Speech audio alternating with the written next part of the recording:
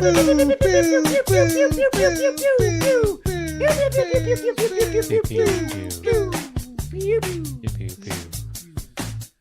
going on, guys? Happy Gravy Day. It's Pass the Gravy, episode 476 with Alex, Pat, and Bobby Jokes. Back at it again.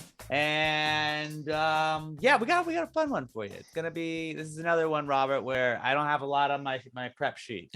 So who knows?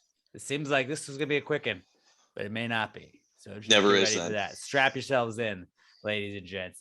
We start with the Precome segment every week. And I got one just because I was walking the dog before we started recording, and I saw a truck, and this truck was hauling a bunch of washers and dryers, and it looked like they were gonna drop them off or pick them up from my apartment. And it said, like, there's a giant bumper sticker on the back of the truck, and it said hers in giant letters, like giant cursive letters. Then it said ... and then in really small letters it said, and sometimes his.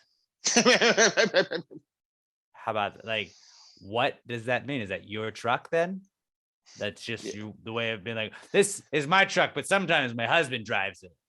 No, it's just the way I say it. Yeah, you see a truck, you think this is a guy's. Nope, it's mine.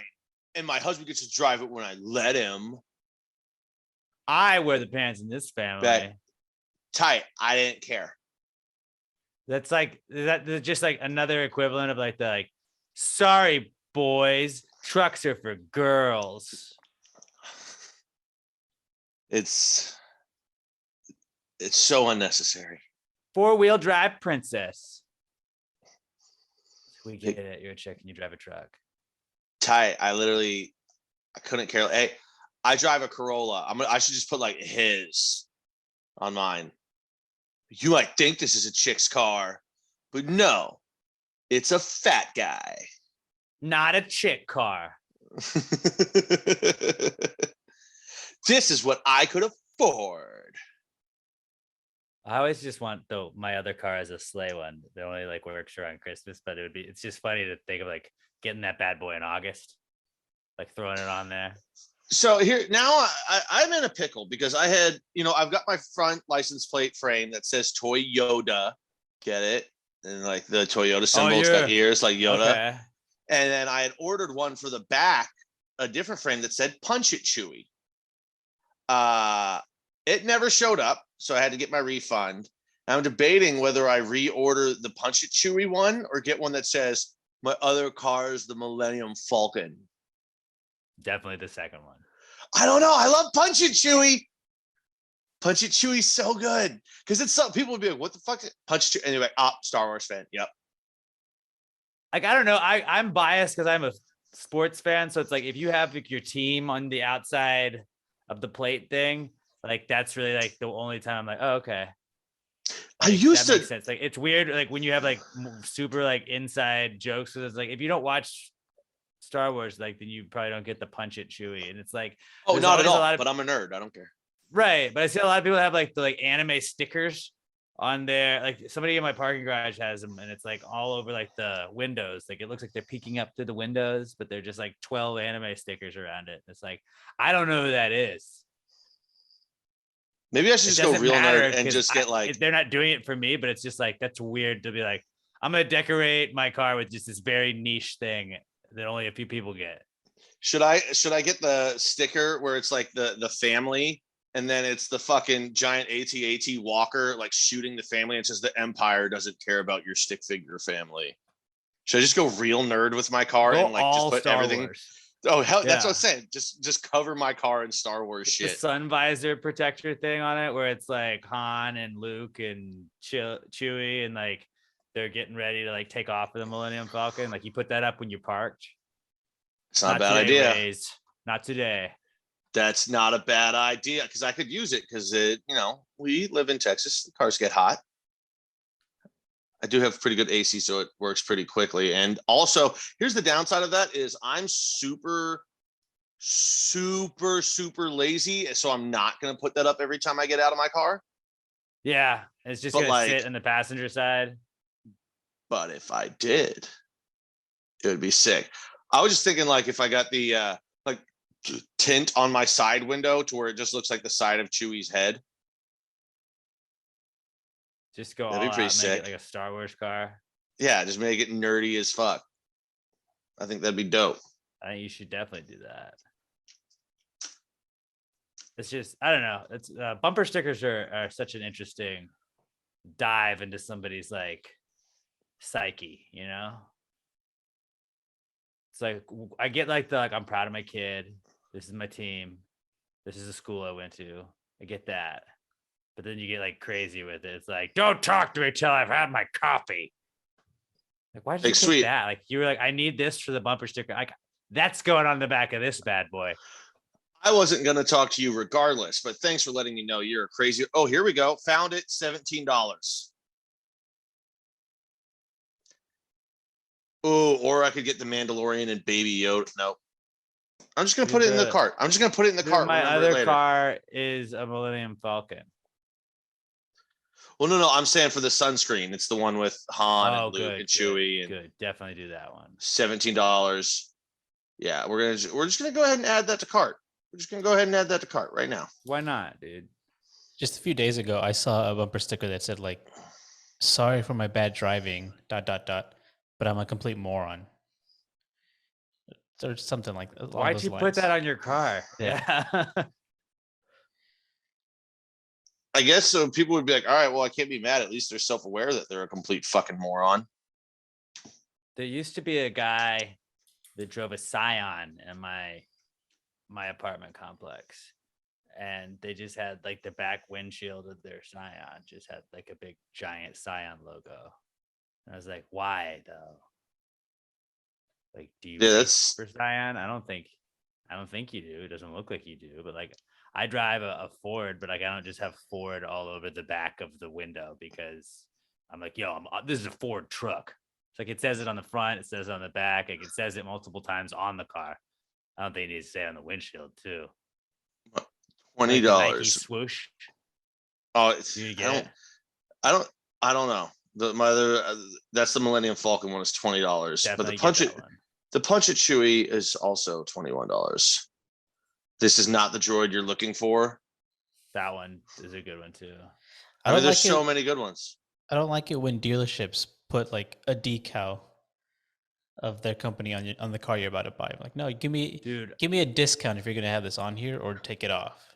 You can ask them to take it off. When I was buying a car, it was from no free ads. I'm not gonna give out free ads, but like their logo was like it was like a cowboy hat on it, and I was like, we're not doing the cowboy hat, so can we not have that sticker? And they're like, oh, yeah, okay. And like they seemed like, well, we don't usually get asked. I was like, yeah, I'm not doing that. I'm driving around with a fucking cowboy hat on the back of my car. I would do the exact same thing. You know, Alex, I also like want to take those plates off, like the license plate protectors. Like, I'm not giving you just free ads. See, all that stuff I don't care about. I'm like, whatever. Okay, we're done now. Okay, I'm driving away. It's my car. I don't care. I'm lazy. Also, I was gonna say, I straight up can't remember if I've gone on your registry yet. So if I haven't, I'm just gonna buy you this license plate frame that says Dunder Mifflin Employee of the Month. I'm not gonna use it. Yeah, no, but like it's your wedding present, so like you'll have to write me a fucking nice like thank you letter. For a TV show, yeah, I will. I was like, Pat, thank you for thanks for this thing I'm never gonna use, you fucking dick. Robert, just record this part and send it to me in a couple of months when I have to write Pat's thing. You know, goes, dear Pat, or dearest Patrick, thank you so much for the license plate cover. I can't wait to put it on my car and drive around looking fly as fuck. Yours truly, Alex. Will you just cut that, send it to me, and then I'll just text it to Pat. Yeah, I got it. I like the card that I got for my other buddy's wedding. His or I guess wife was like, I'd like to say I hope you had a good time, but I think we all know you did. I was like, yeah, I get it. I'm a drunk. You don't have to fucking say it in your nice letter. That was silly. She's just having a wacky. It's a wacky. It's very rude. It's a wacky thank you note, dude. It's a wacky thank you note. I don't know why that truck just that bumper sticker tickled me today. When I just saw, I was like, why did you? Yeah, okay, because it was like half the size of the windshield was where like hers was, and then just the guys just little dots, like, and sometimes his. That's fucking dumb. Now that I'm getting married, should I put like his and hers on like all of the sides of my car? Like, oh, okay, I'm not like so, going like to, so kind of pointless question. on the driver's door, you write his and sometimes hers, and on the passenger side, you write hers, but sometimes his. And on the kitchen door, you put hers, sometimes his, but I cross out that second part. And I get one for your back window. It's just like, I'm a man, I drive. Unless I've been drinking, then she drives.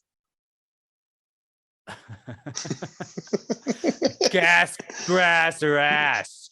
Nobody rides free.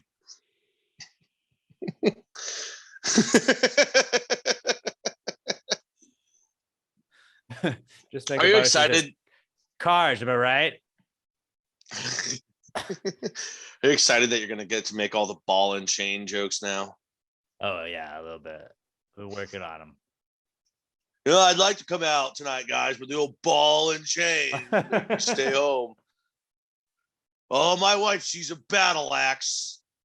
A battle axe? I've never heard that, but I'm gonna work that in a combo from now on. You should just memorize the scene from The Other Guys when they meet his wife for the first time. He's just like, oh, she's okay. He's like, what are you talking about? Oh, yeah. But the other guys I haven't seen forever, man. You're going to just be dressed like a hobo?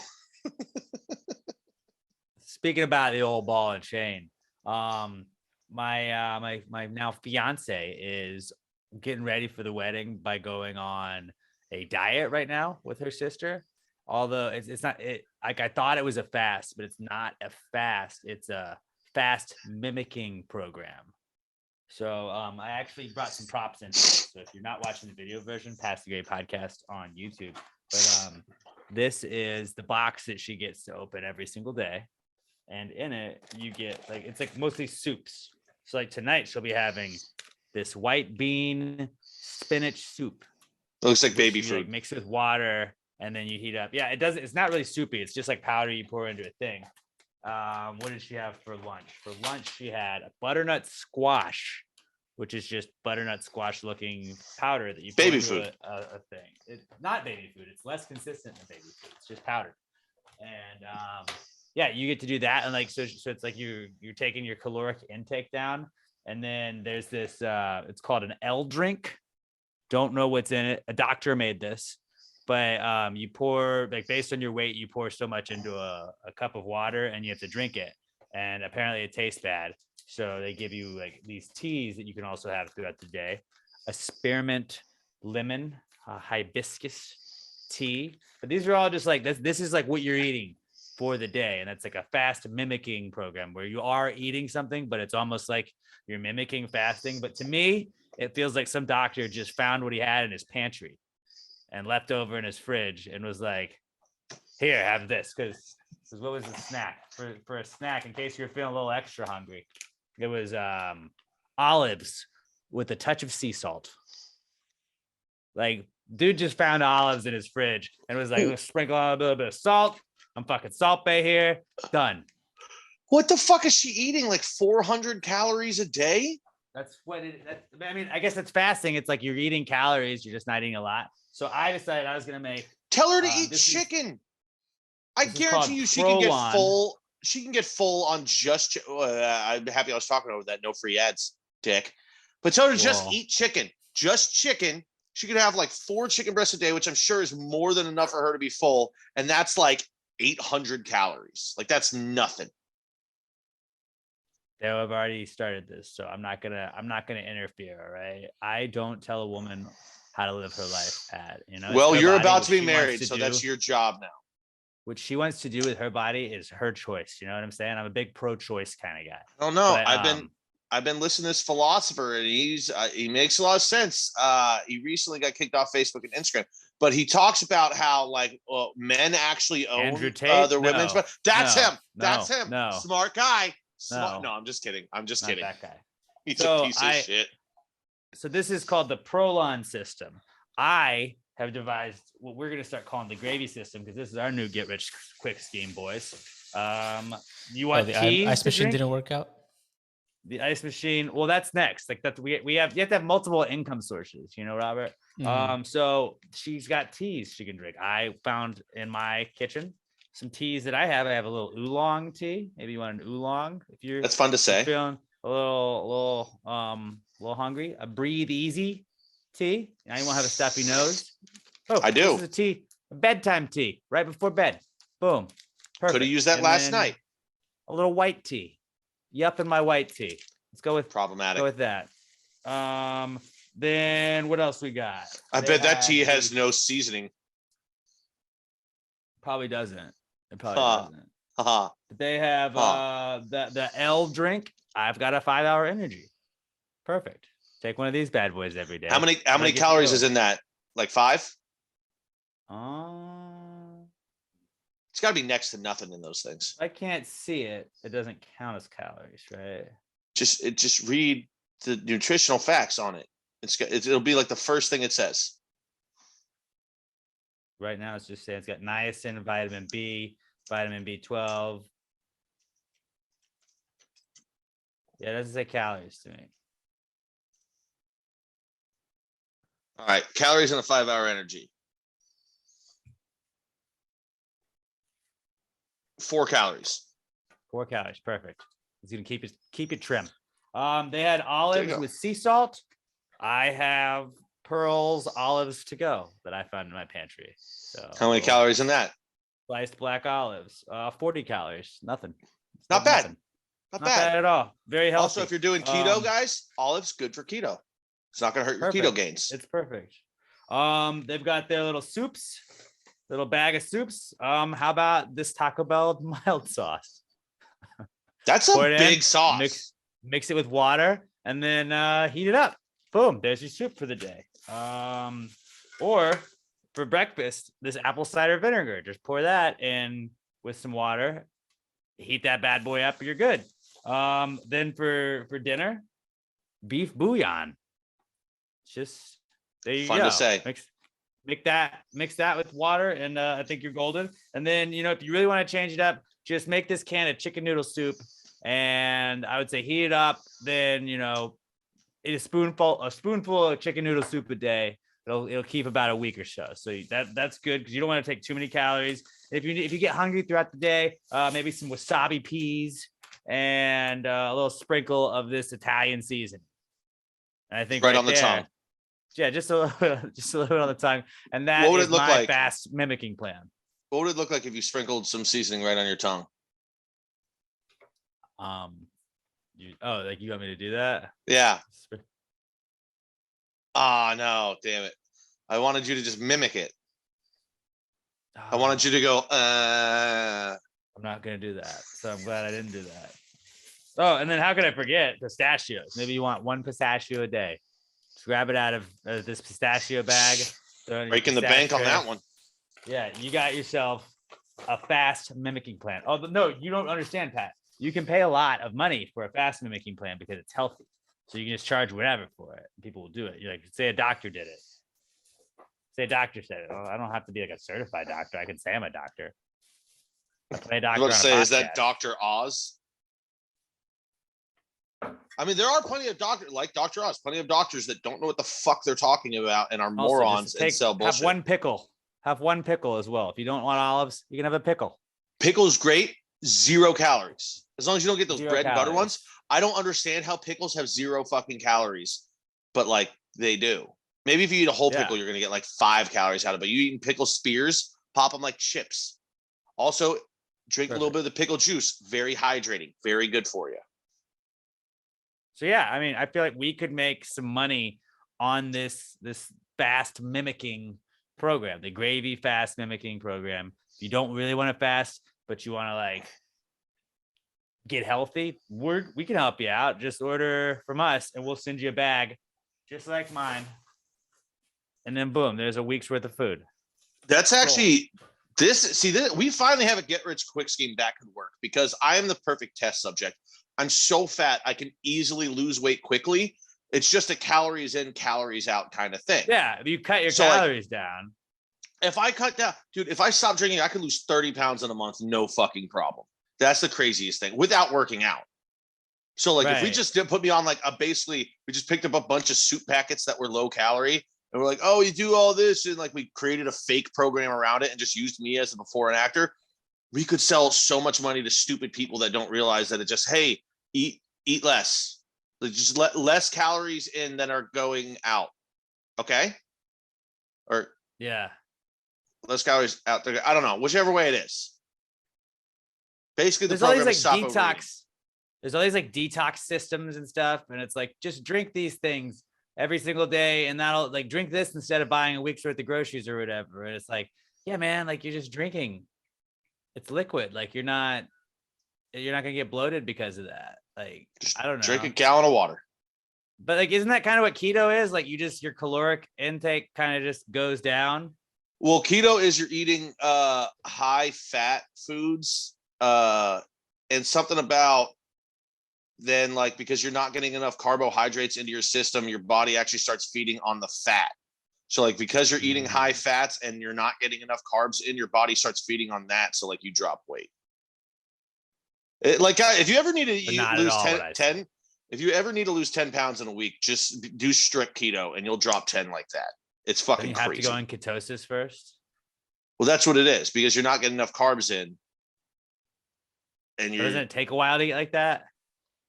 I mean, a couple days. Like if you're doing it strict, I mean, you're probably not gonna be pissing like full ketosis, but like you can get those P strips and you'll see like, oh, I'm getting there. Do you do the P strips? I had some back in the day. Yeah. I never like went full because I never had like you got to go really high in fats. Like you just have to eat animal fat exclusively. Like basically, like you're just chomping on blubber. Well, you're like, oh, I'm gonna have chicken today. Nope, not great for it. Not enough fat in chicken.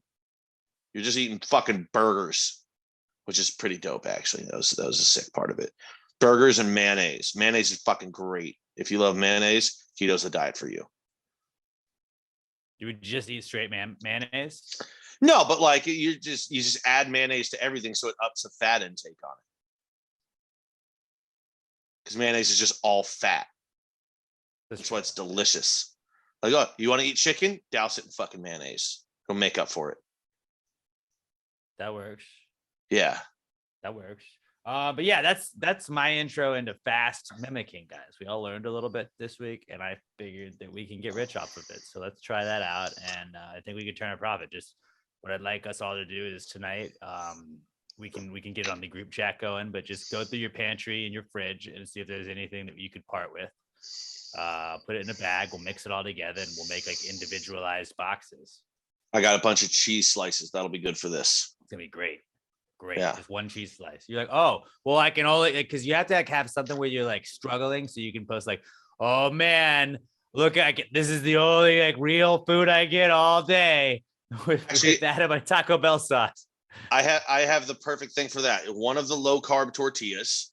It's 45 calories. You grab a cheese slice, which is 100, but and then 1 or 2 slices of salami. The whole thing right there is gonna be, I don't know, right around 200 calories. So that's actually not great if you're trying to go super low calorie on the day. The cheese kind of fucks it up, but just wrap that up into a little roll up and eat that. That's your cheat snack. I think just like grab like Cliff bars, because like Emma will have like these like little bars that she eats. Like just like, oh, I got a granola bar here. There's a Nature Valley. Eat that. I think Pat might be onto something with this slice-based diet. You can only have slices of things. Call it slice of life. Yeah, there's some good like rhyming and marketing we could do there. Right. But like, so like you would just send them like a slice of just a bunch of things, and like you send them a giant box. Cause like my whole thing that I figured out is like I did a juice cleanse one time, and the juice cleanse came in like a giant bag that was just extremely heavy. So it's got to be heavy no matter what it is. We could just get the boxing part of it to be heavy. All the other stuff, like, yeah, it's a slice of cake. It's a thin slice of cake to like reward yourself for making it through the day. But then also here's like, yeah, a slice of bologna, and then like just a slice of cheese and a slice of other slices. Things. Basically, just grab a sandwich, put it in like separate little boxes, and be like, snack on this throughout the day. And then they really had one sandwich, but like they just got to like break it up into the whole day. It's a deconstructed sandwich. Right, but if you put it in different boxes, they count it as like, oh, okay, well, this is the lettuce you get. Oh, this is a tomato. Here's the cheese. Oh, it's turkey today. You get to be bad. We gave you one bacon slice. That's once a week. You get that. Though, Yeah. That's only if you got to spend extra on that too. Basically, But it's then, a like- little kid's lunch, just deconstructed. There's one apple slice in there somewhere. It's just a Lunchable. We buy Lunchables and put each piece of a Lunchable. It's we're just doing small orders of charcuterie boards. That's what it is. We could buy one charcuterie board and make 17 fucking meals for people for the day. I started watching Nathan For You last night, and the very first episode is like free delivery or 8-minute guaranteed delivery. Otherwise, you get a free pizza. But the free pizza that you get is like this big. It's like, it's like the size of a quarter. So they still get the regular size pizza, and then in addition, you get the free quarter-sized pizza. I feel like Robert really should work with Nathan Fielder. Yeah, you would be perfect. Like Robert was the one that told me to watch the rehearsal, and like I had seen some Nathan For You, and the best one was I just recently watched it again, but it was the what was it called? Rebate. The rebate. Gas rebate. Where he was like, yeah, you could get this back. You get your money back. It's $1.50 a gallon, but you have to fill out a rebate. And the people that would go fill out the rebate, he would then be like, yeah, well, to get your rebate, you can hop on this bus. And he'd bus them an hour and a half away to a mountain that they had to climb the mountain. And then when they climbed the mountain, he would just ask them a bunch of riddles. And like, it was showing like, this person has been here for this many hours and their rebate is $18.30. And I was like, wow, dude, I would have just been like, fuck this, I'm out. And then he was the only one that collected his own rebate. But it was like, it's a brilliant idea. I just think Robert really should be his cameraman. The dry humor that they could drop. Robert has the like where he doesn't crack when he's just saying really like uncomfortable things to people. And then he's just like, so are we gonna do that or not? And we can go. We can go if you want. And like, no, I'm mad at you now. And Robert's like, okay, well, I'm gonna ask you another riddle.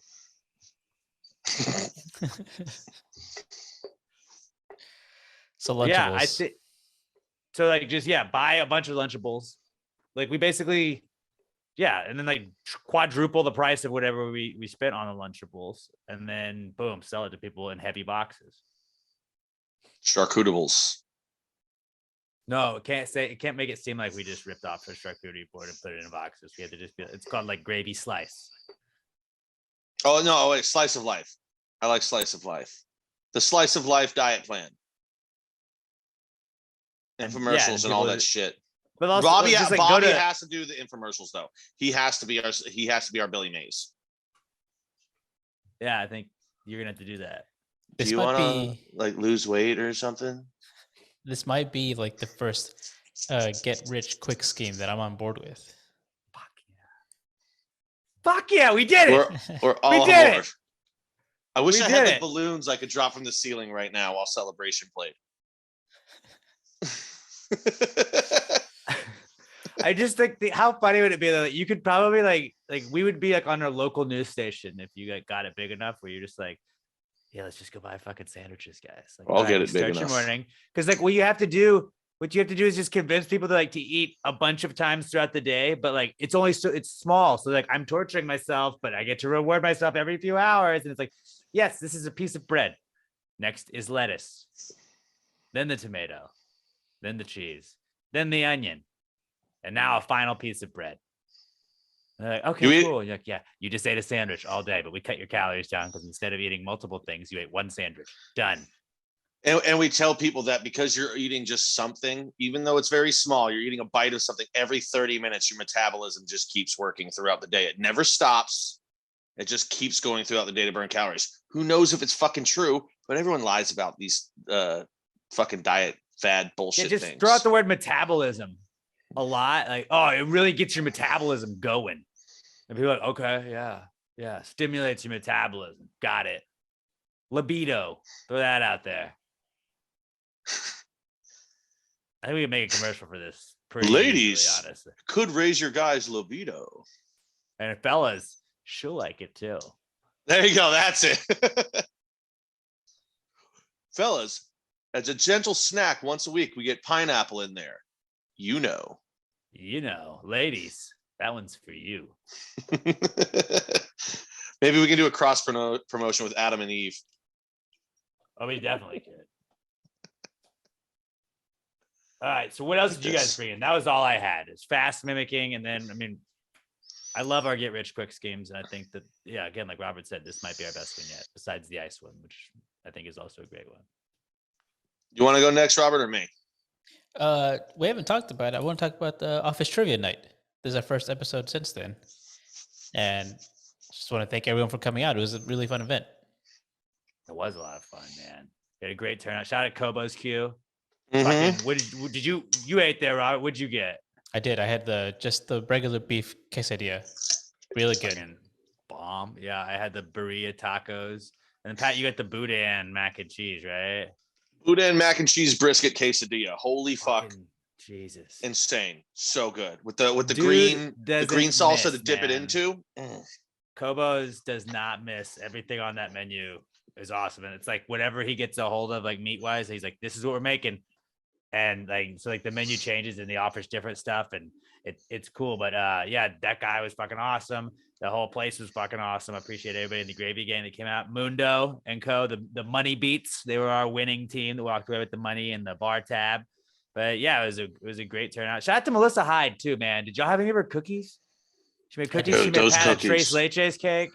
A strawberry tres leches. Finally had it. Oh my God. Yeah. So good. I was Yeah. so full by the end of the night.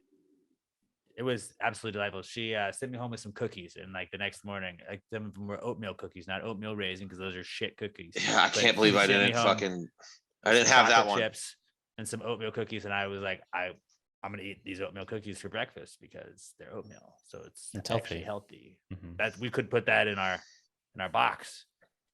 Our fast Box. oatmeal is good for you. But yeah, shout out to Melissa Hyde because she went above and beyond to just like before she showed up to the bar, she was like feeding everybody. She was so sweet. She was the best. But got to meet her husband for the first time, so that was cool too. And it was a lot of fun. It was a whole lot of fun. We did karaoke. It turned into a karaoke party. I think Robert, were you there for the karaoke? No, I was not there. Oh man, we missed out, bro. Me and Alex rocked it. We did. We crushed it. Little People Enrique saying I'm Iglesias my hero action. generation's Enrique Iglesias. People are saying that. I'm not saying that, but people are saying that. But yeah, Kobo's, I'm really excited to do some more stuff with them.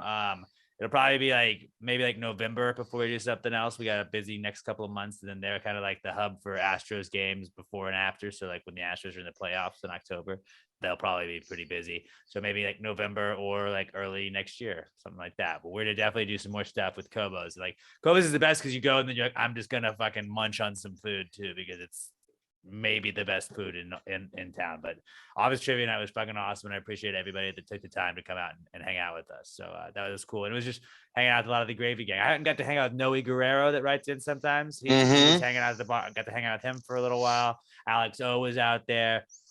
We saw David out there. We had Glamour Mundo Perry. again. Glamour was fucking awesome. Yeah, everybody was fucking tight. Rhett Mallory came by to hang out, but yeah, it was like the gravy gang showed up. Brett, who could forget Brett Brandon, and yeah, it was a lot of fun. So thank you to everybody that came out to Office Trivia Night. Apparently, My questions were hard. My questions were hard. Yes, Crushed it on the questions. I think I knew 3 of them all night. Raimundo's team knew all. The money beats blew everybody out pretty much.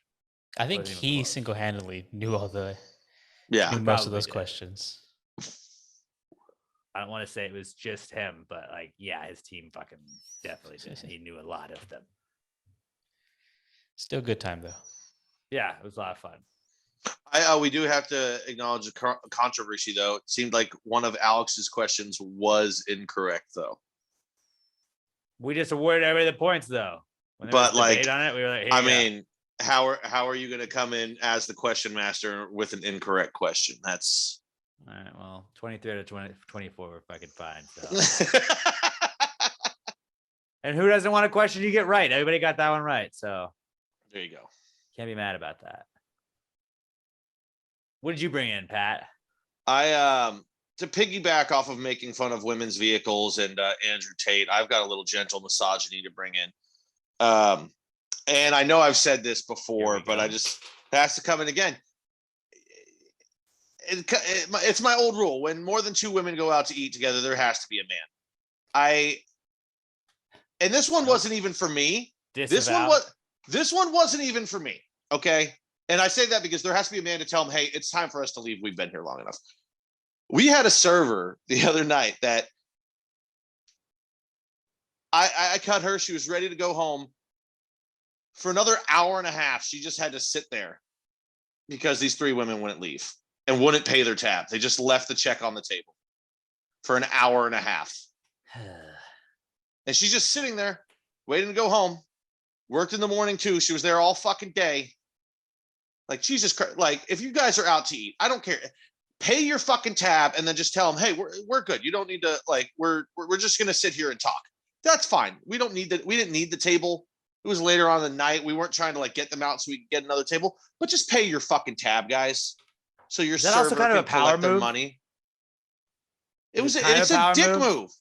It's a dick move. I'm not done with this table yet. Like, you can keep the table, but they weren't ordering more drinks.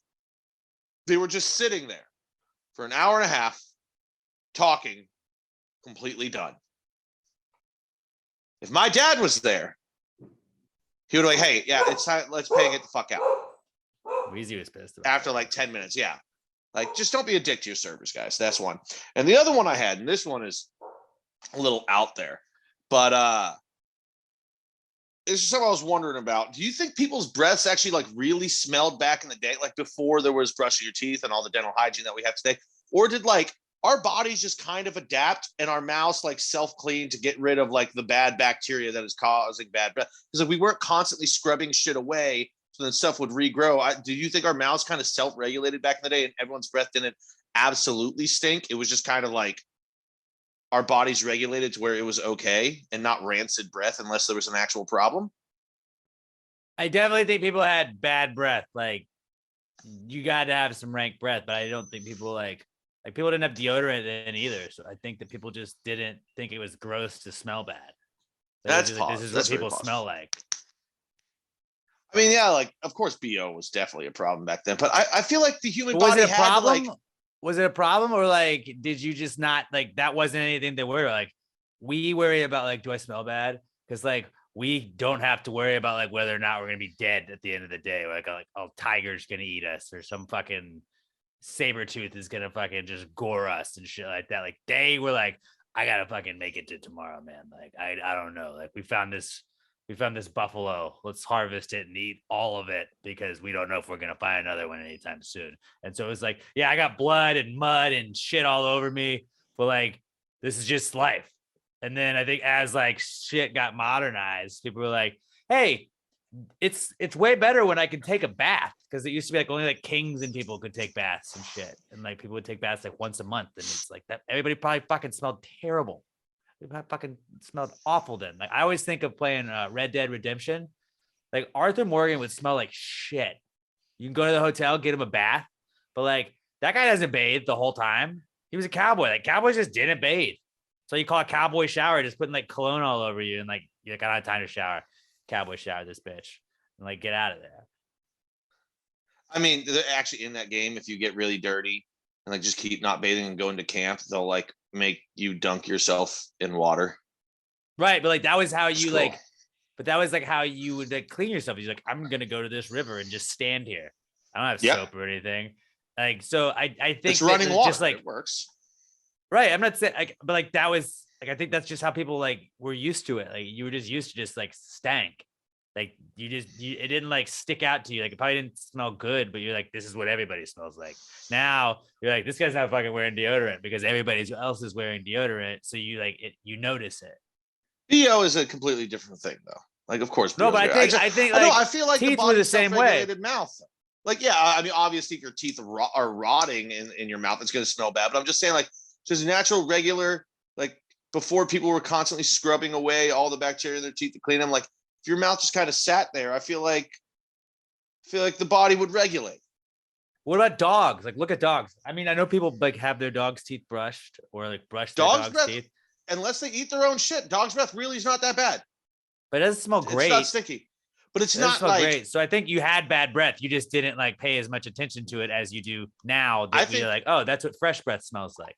I think you made my point though. Dog's breath, it doesn't smell great, but it doesn't smell bad. If somebody walks up to you now and like you could tell if they haven't brushed their teeth, like, gee, like my eyes are watering. Your breath is so fucking bad and it stinks.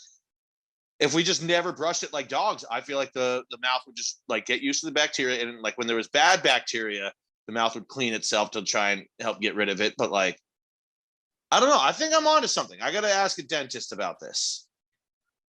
Do you know any dentists? I think somebody we went to high school with is a dentist. You have to call Crentist. I'd have to scroll through Facebook. I have this new dentist named Crentist. My dentist name is Crentist. That might have been why he went into the field. I mean, you just have to at that. Prentice the dentist. I mean, I'd go to that guy or gal. Yeah. It's a he. I mean, I'd think I'd rather go to a woman. It's big of you. Robert, what do you think? Do you think like, I think bad breath was always a thing. You just like, when everybody has it, it doesn't stick out when one person has it. Yeah, definitely. It was always a thing. I mean, otherwise, why would there be brushing? Why would there be toothpaste? Because we'll always find ways to sell things to people. Somebody invents something like you invent it. You're like, oh, this makes my breath smell better. It makes my teeth feel clean. You're like, oh, I'm going to sell this now. And other people are like, oh, I'll buy it. Dude, it's just capitalism, baby. The first guy that had a brush and like scrubbed their teeth, it was like, dude, feel how smooth my teeth feel now. Instead of just having that fuzz on it. Like, that's a crazy feeling for the first time ever, I bet. Like, dude. And then somebody's like, yeah, this does feel nice. Let's start doing this. How do we make these brushes? He's like, well, I've got a company. It's called Oral-B. And then they made them. It's not as good as regular oral, but Oral-B is also Oral A good. didn't go well, but Oral-B, I think this is my way out of here. Oral A did not make your breath smell better. Oral-B does. Preparations A through G didn't do great, but preparation H, this is the one. Okay. It was just a thought I had. I don't know. No, I like that. And that's what we got for Precome, huh? All right, let's move on. For not having much, we just did 45 minutes. There you go. Let's move on to the Comeback Kid segment where we tell you guys what's back in the news, according to us at least. It's brought to you this week by littlemshop.com. You can get all kinds of stuff from littlemshop.com. A little bit of this, a little bit of that. Do you want the best air fresheners in the world? Well, they got those. I know that a lot of people, maybe you got kids going back to school and stuff. You need to be planning out your days, your weeks. Well, they got these awesome little planners that you put on your fridge that'll just be like, oh, hey, so-and-so, make sure we give him his flea medicine every week. When you give your kids their flea medicine every month or whatever, you just write down the last time you did it, and then well, it's time to do this every month. It's a little checklist. Maybe you have a daily checklist you got to do. Make the lunches, do all this, whatever. And you just check it off each day, and it's a dry erase marker that comes with it, and a little erase on the top. You can erase that. They also got some fucking awesome shirts there. They got some cool stickers. They have customizable keychains that you can get at littlemshop.com. A fantastic sponsor of Pass the VA Podcast. Head over to littlemshop.com. Use the promo code PTG69 at checkout. You're gonna get 10% off of your order. And make sure if you get anything from Little M Shop, you go tag them on Twitter. They're at Little EM Tweets, and on Instagram at Little EM Shop. But littlemshop.com, a little bit of this and a little bit of that, the official sponsor of the Comeback Kids segment.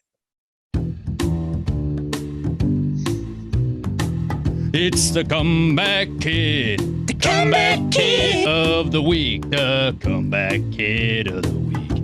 Bitch. All right, we don't have too much for Comeback Kids this week, but college football, that's back. Fuck yeah. Ever heard of it? Because college football is back. It's week 0. So we have maybe not the best slate of games, but we do have Nebraska and Northwestern. That's throughout the record books when those two get together. Austin P is playing Western Kentucky. I had a relative that went to Austin P, and she said that when they would go to basketball games, they made shirts that said, show us your penis. But it was PEAY-ness. Awesome. Pretty funny shirt. if you ask me. UConn and Utah State, Wyoming and Illinois. Man, that's a big one. Those are pretty much it. Oh, Vanderbilt and Hawaii. We got that. That's a big game. So It's always fun to see Hawaii play. You know, I have no idea if their offense is still this, but anytime you see Hawaii, you just expect the air raid.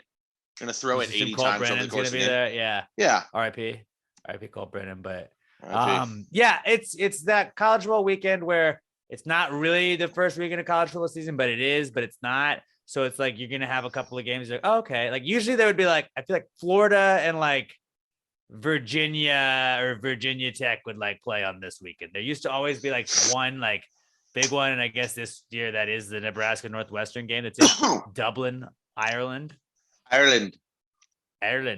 But yeah, so that'll be a pretty interesting one. And then I guess Wyoming and Illinois will be watching. Who else? Florida State plays. Yeah, like the ACC always starts like a week early, I feel like. It's always there'll ACC be team. It's football. There'll be something to watch, and more importantly, there'll be football to bet on. And isn't that what That's really very matters? important. That's really what I care about, honestly. But yeah, college football's back. I'm excited. I don't love any of the games, but like, yeah, I'm gonna watch all of them. No, that's right. Watch the main ones. I don't love any of the games. I love all of the games because football's back. Florida A&M. Let's see how the Florida A&M Rattlers are going to do against North Carolina. How's North Carolina going to do their first season without Sam Howell? I don't know. That sounds like an over to me. Know. Just bet all the overs. Why not? Except for Big Ten games. I mean, see, but they get you because you're like, oh, the over's 30. That's got to hit, right? No, it's never going to hit. It's never going to hit. Points, maybe. But yeah, college football's back. I'm very excited for that this weekend. So we got that to look forward to. Then we got this is like the last weekend of NFL preseason. We're gonna have a week off from the NFL preseason, and then the season starts September. I guess there's a Thursday night game, but the first Sunday. Wait, NFL they do a season. week off now? So like, yeah, I know the Giants play on Sunday, and then they don't play until the following Sunday. So it's like they don't necessarily have a full week off, but the Texans play Thursday and then have off until the next Sunday. So wait. There's going to be games this Sunday. There'll be no games the next Sunday. And then the Sunday after. Yeah, you're right. That's what I mean. Like, that's what I thought you were saying by there's a week off. It is a full week. Because the Giants play this week and then they don't play until the 11th. They play Sunday and then they play September the 11th. That's but you have college football. You have college football, so like you don't worry about it. And this is that week where you like then the following week will be like the first real week of college football. So you're gonna have that Monday night college football game. Dude, and here's the fucked up thing: the week that there's no NFL Sunday, there's no college on that Sunday either. It's still all Saturday. That's stupid. That's really fucking stupid. I hate all this. I hate it all. Why can't they college football's back? That's all. Just focus on that. Just focus on that. College football's back, and we're excited about it, right, guys? The last one we got back is Dennis Rodman. He's here to save us again. He did fix our relations with North Korea, sort of. And by that, I mean I think he like took a vacation in North Korea and hung out with Kim Jong-il twice, and was just like, what's up, dude? He like played basketball with him, and now he's on the case because he's going to help out with Brittany Griner. He's going to Russia, he said, or was going to Russia to, quote, get that girl or help that girl. He just referred to Brittany Griner as that girl. It's like, I don't know if Dennis Rodman knows who Brittany Griner is. After all this stuff, I think he was like, somebody's in a Russian prison. I got this. I mean, I had completely forgotten about Dennis Rodman until this story came up, but it also made me think, if you were building a crew of just like, 5 to 6 guys, you being one of them, so like 4 or 5 other guys, of just like the just most interesting fucking fun crew you could put together of everybody in the world. Like I would like to think I would probably put like Jason Momoa on there. He seems like good. I think Dennis Rodman's going to be in that crew because he's the ultimate fucking wild card. Keep it fun. Keep it you fun keep the sure. worm around because you never know what he might show up in a wedding dress. You don't know what's going to happen, but like you can't tell me he doesn't seem like a fun dude and like legitimately a good dude. Seems like he's probably a pretty good dude, but he just seems like he's fun to be around. Yeah. Do you think he can negotiate the release of Brittany Griner though? Not even fucking close. He's out of his mind. I mean, when he went to what North if Korea, they he asked him, like, challenges. What if he challenges Vladimir Putin to a rebound contest? the and KGB then- will take out his fucking kneecaps I anytime he don't tries know, to jump. dude. I think him with no kneecaps, he could probably still out rebound Vladimir Putin. I think. Then they'll shoot him in the head. We've all seen the highlights of Putin. But he might playing have already hockey. had like 100 rebounds by that time. No, dude. When Putin plays hockey, everyone just gets out of the way and lets him score 7 goals a game. Because if you don't, you and your entire family will die. If he gets 1 rebound against Putin, Putin would kill him and then kill Brittany Griner ISIS style by beheading her on live TV. I've always felt like they should just send like a Russian basketball player to play Brittany Griner in a game 1-on-1 to 21. And then I think Brittany's got a pretty good shot. Like, let's see. Put some points out. Like who's a Russian, like Alexei Shved? And he used to play for the Rockets. Maybe Alexei Shved. I think Brittany Griner could fucking block him. How tall was he? I don't know. Unless he was Wasn't a big 6'2", Alexei I'm going to take Shved him. guy.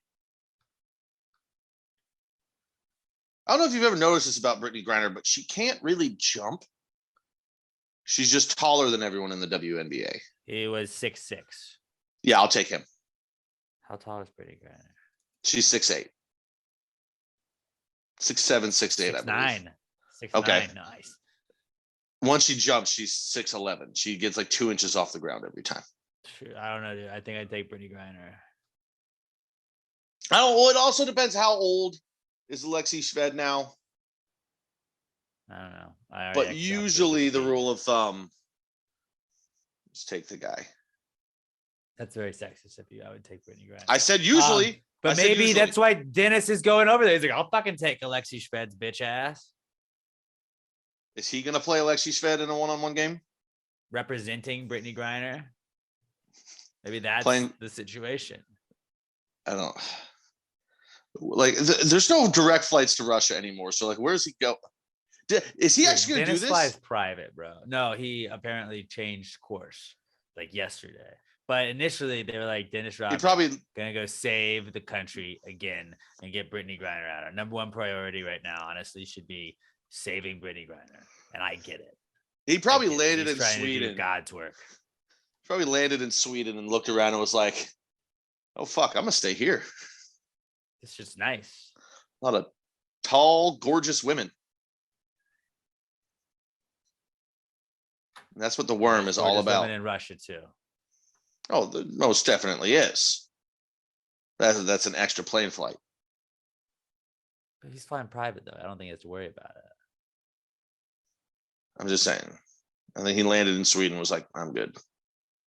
But yeah, Dennis Rodman, he's back because he was going to save us, and they was talking about it, and then he backed out and was like, "Yeah, okay." I think Biden or somebody in the White House was like, "Yeah, you could do more harm than good." I was like, "How? You mean to tell me the world's best rebounder isn't the best guy to send to do like diplomatic relations with Russia? Come on, name a better guy. Give me one, or 2, or 3, or 4. Give me 15 better people than Dennis Rodman." And I'll admit defeat here. But until you can do that, I don't think in the world or in the NBA? The world. Because I was gonna say I can give you either. On the NBA. Good old Rodman. I don't know. LeBron's foreign relations. Nope, he would not be one of them. If she was locked in China, though, like LeBron would be the guy to send over to China to like negotiate the release, right? Because LeBron and China are tight. LeBron would not be the guy because he'd land there and Putin would be like, "Hey, shut your fucking mouth and I'll give you $100 million in endorsements." And LeBron would come back and be like, "Hey, it's complicated on both sides. Like they're making a Russian space jam.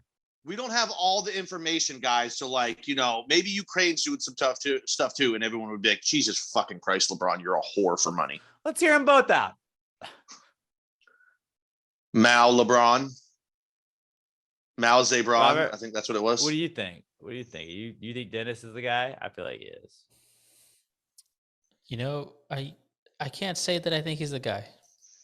No. Also, hold Who's on. the goat of diplomatic relations for the NBA? For the NBA, let's go Yao Ming. I'm gonna go Yao Ming. Yao. Good Yeah. answer. That's a pretty good Follow-up one. question though: do you know who Dennis Rodman is? Yeah, he's the guy that's gonna negotiate Brittany Griner's freedom. Exactly, dude. Just pay attention. Of course he knows. Just asking. I want to see if there's any other Russian NBA players. Andrei Kirilenko. Ah, there we go. When you type in Russian NBA players, the names that pop up are Andrei Kirilenko, and then going left to right, it's Andrei Kirilenko, Brittany Griner, Timofey Mozgov, and then right after that, it's Alexei Shved. I had never heard of Alexei Shved before in my life, but it's It's funny to me that he popped into your head before Timothy Mozgov and the first guy you said. I already forgot his name. because I used to work Rockets. Because I'd heard of when them. He was on the Rockets. Ah, okay. Like So he was but I like that you. So he go was type the in Russian only NBA.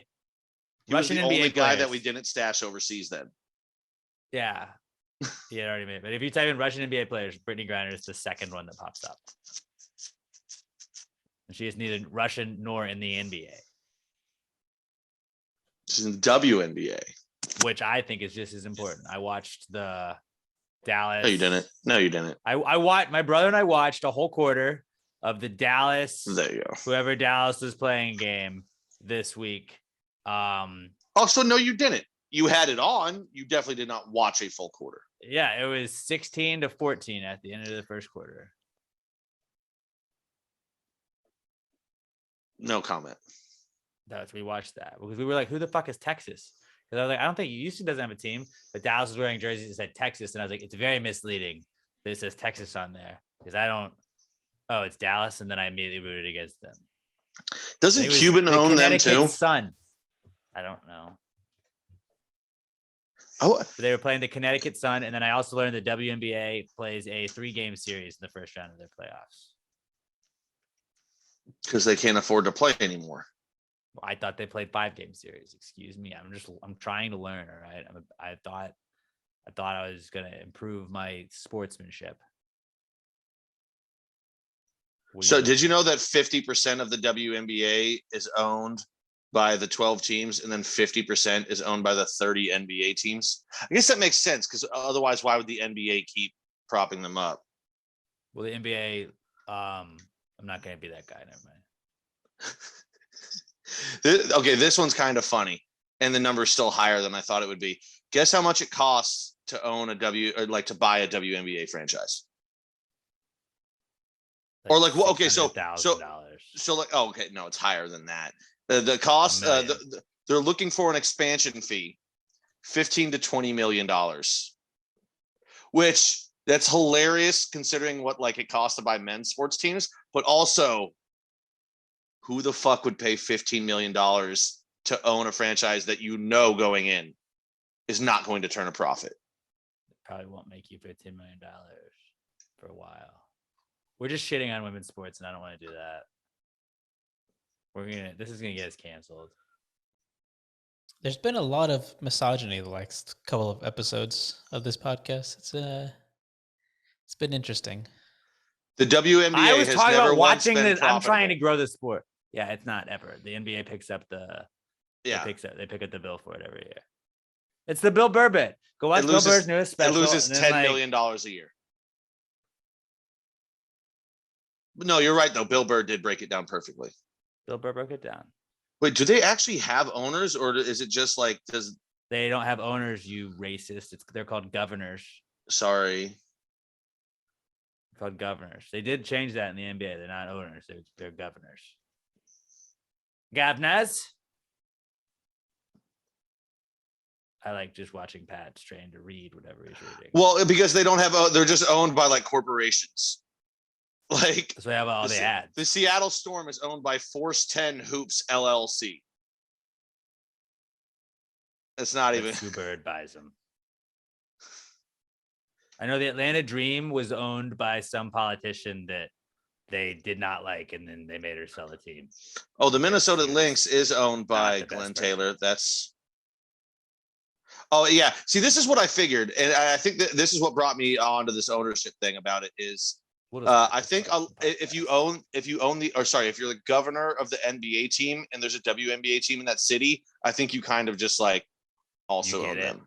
Yeah, like because Glenn Taylor, he owns the Timberwolves, also owns the Lynx, governs the Lynx. Well, they probably play in the same building, so it's just like easy to have both.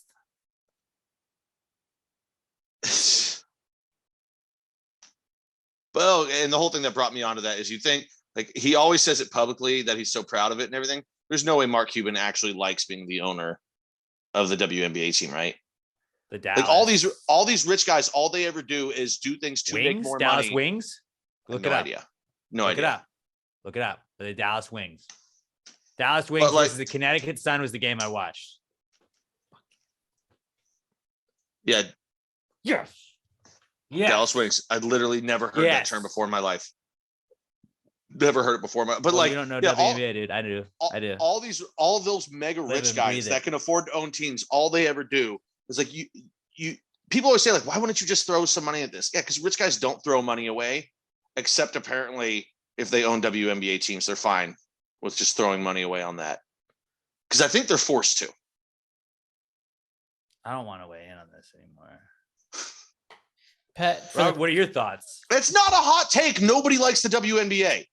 Pat, for like the past month or so, there's an issue that has been bugging me that I'm surprised you haven't. No, actually, I shouldn't say I'm surprised that you haven't addressed.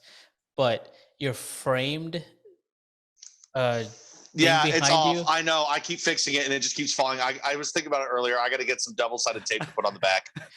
My Do you- stock is fucking off. Like if you look at it, it's just like falling. You just taped You- it. No, I never put anything in it because you'd think when I paid $150 for the frame Yeah, you that would it would think just kind of that. sit in there perfectly. No, it fucking doesn't. It doesn't sit in there well at all. There's nothing to hold it. It just there's the frame and then you just kind of lay it down and then there's the backing that you lay on top of it and then push it. So you'd think it would hold it tight. Fucking doesn't hold it. It's bullshit. I'm gonna bring it up at the ownership meeting coming up. I like that. What I thought Robert was about to do is like for the past month, Pat's been the really misogynistic. misogyny has been really out of hand, and he like just takes it like he starts like prepping you for it, and then it's Oh, I just, was trying to think of a defense like, in my head as he was certificate talking. behind you. That was really funny to me. Well done, Robert. But yeah, maybe go get one of those like shadow box type things you put behind it. Like, is it a mat? Get a mat behind it. Yeah, I'm gonna get, or I'll just put like a little ticky tack on the back of it to like hold it to the backing frame, Glue something it. like that. I don't want to glue it. I don't want to ruin my Glue that bad certificate. boy. Even Well, we though always unglue it. ideally, if once I glue it, I'll never have to open the back of it again. Yeah, like, do you have to like be like, here's my certificate? I did Do get they tickets in the call you for mail. that? Well, I got like 4 tickets in the mail to the ownership meeting, but like, can't afford to just fly up to fucking Wisconsin for a fake ownership meeting. You should send a proxy. I think I can do that online. I can Yeah, send in like my definitely do proxy. that. Yeah, I forgot. I've got the tickets laying around somewhere. One of these Get days, somebody though, that's like, I'll I'm do gonna it, go. and just like let them go. One of these days, I'm gonna be the loser that flies up to fucking Green Bay. I just would like to say I don't really know what we're doing with a defensive line. And they're like, get the fuck out. I would just like to point out that I'm from Texas, so I'm better than all of you. So here's what I think we should do moving forward. Just Gotta draft go 4 over for quarterbacks. As soon as Aaron Rodgers retires, just draft 3 quarterbacks every draft. Eventually, one of them's gonna fucking hit and be a good guy, right? Not a bad strategy. Like I've never understood. Not a If bad you don't have a strategy. quarterback, you don't have a fucking team. Just draft quarterbacks until one of them's like, holy shit, we actually found a dude. So yeah, I had Dennis Rodman. Is where we got to that from. And I had misogyny. No, but the one I actually did have is Misogyny's just wait. back for Pat. Is never left. Wasting money. I bought Madden again. I don't know why. As I was buying it, I was like, why am I buying this? Nobody else owns it yet. $70 down the fucking drain. I've played a little bit of it. The face of the franchise mode is better than it was last year. Still, it kind of sucks because you're like trying to run around out there and your player sucks at the beginning, so it's not really a lot of fun. The gameplay doesn't feel any different from last year. There are upgraded things you can do in the passing game to like more accurately control the ball, but I ain't gonna fucking do that.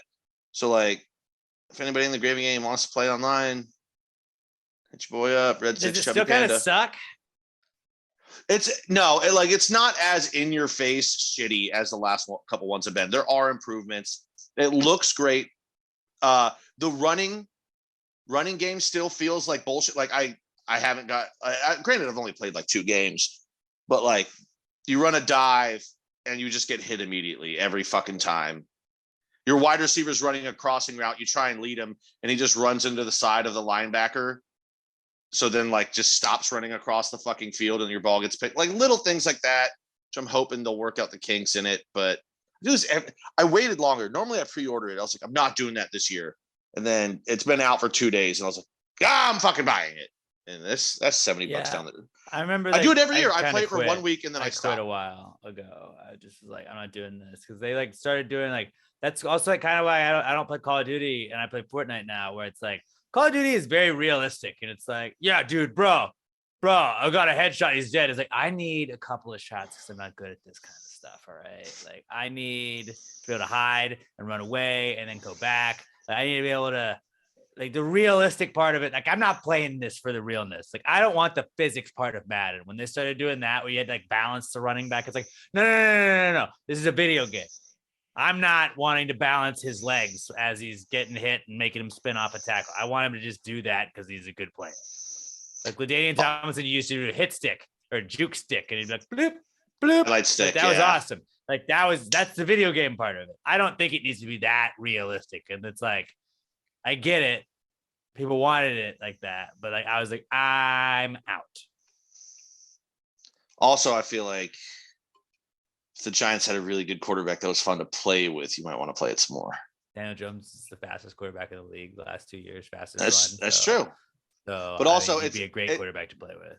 It's fun playing with Aaron Rodgers because you're just like, oh, there's a slight window. Boop, you can make that throw. Boop, there's that throw. Long bomb over the top. Too. He was 14 or 16 in the last preseason game, so that's pretty good. It's pretty good. We won't talk about that. I still haven't looked at it though. I need to look up. I'm scared to look at the rankings that all the Packers wide receivers have. I'm just like, it's not gonna be good. You should trade the Giants for Kenny Galladay. I would actually like that trade. I will give you Sammy Watkins. No, I don't need anything. Just we need the cap space. I'm just hoping he can be non-existent for you guys too. Some of our rookies one of our rookies has looked really good. I'm hoping the 6'5", 429 guy will pan out well too, but who knows? All right, football. Well, wasting money and football back. I know football's gonna be back again for sure very soon. Every week, football's gonna be back. What we got next? WWJD. Oh shit! All right. If you guys would like to send us a WWG suggestion, basically, what would Jesus do if he came back in today's time? Throw us a situation he'd find himself in, and we'll tell you how he would handle it. The bracelets just said the numbers, or not the numbers, they said the letters on it, just WWJD. We never got answers, and I always felt like we should get answers on those. But hit us up.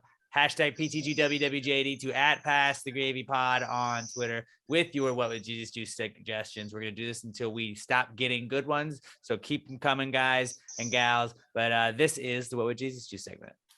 Jesus, what would Jesus do? Jesus, what would Jesus do? Put him in a situation in a modern time. If you wrote this jingle, do you think he'd make it rhyme? So think about this crazy world in which we live today, and how would Jesus handle it in any given way? All right. This week's What Would Jesus Do comes to us from our buddy Brandon Whitehead @Brando Whitehead on Twitter. And he says, if Jesus were in a boy band, what would it be called? And what would the name of their hit single be? Faith Plus One would be the band. That's already probably trademarked. There's a Cartman band, if you didn't know, from South Park, Robert. That, yeah. I was talking to Robert. Just talking to Robert. Not I everything's think about Robert you. watches South Park. Yeah. Not everything's about you. I think we've had a similar question like this, but because I remember answering Faith Plus One. Well, Um, I didn't know that we already had this question though, so we're gonna answer it again, fellas. the God Squad. Jesus and the Cross Tunes. How many disciples were there? 12. 12. What if it's JC12? I think J12. Yeah, J12 actually. J12. J12 makes sense. Oh, The hit single. disciples to the rest of the boy band. Hit single. Cross My Heart. Absolutely. Yep. Yep. That's the one. That's the one.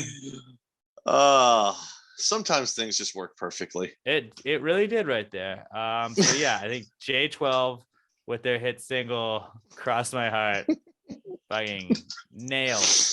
I can just picture Casey Kasem saying that on the top 40. Do it like Casey would do it. Oh God, I've never done a Casey impression. Okay, here we go. Up next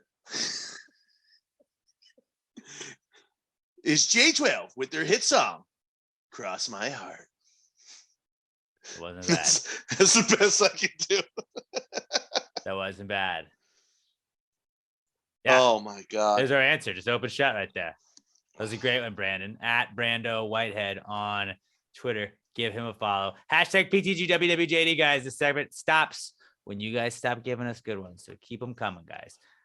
Moving on to the Not Cool segment, where we're going to share some stuff that you guys have sent us. There have been apparently a lot of listener submitted Not Cools this week.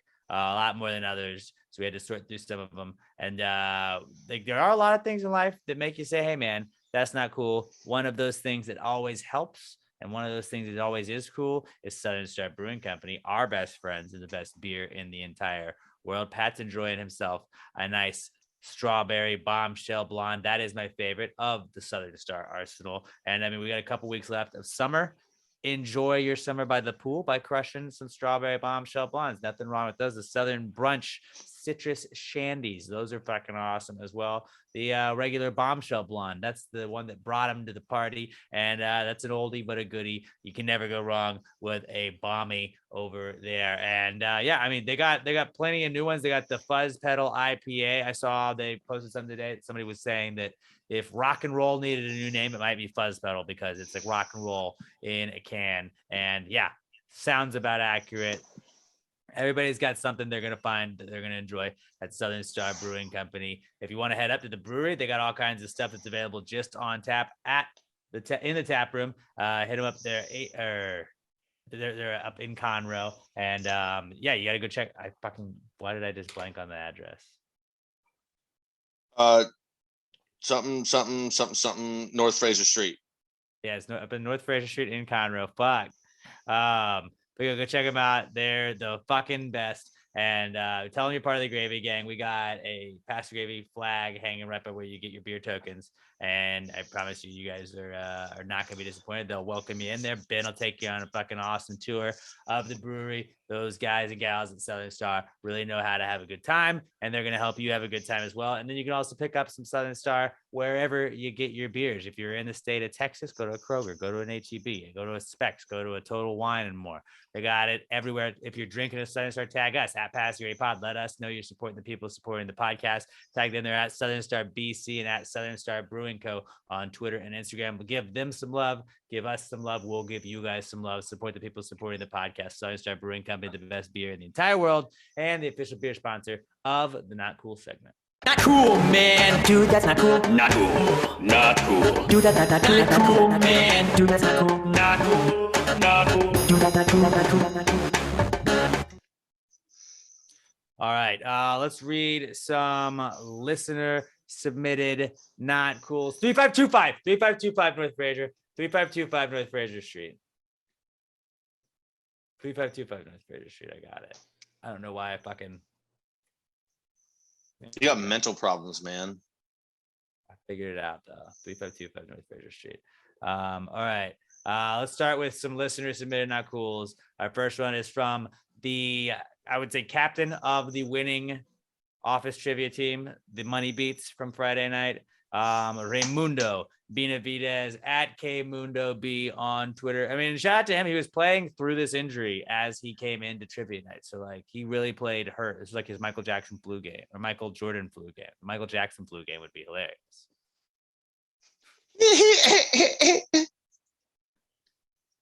It's my Michael Jackson with flu impression. That'd be pretty good. Yeah.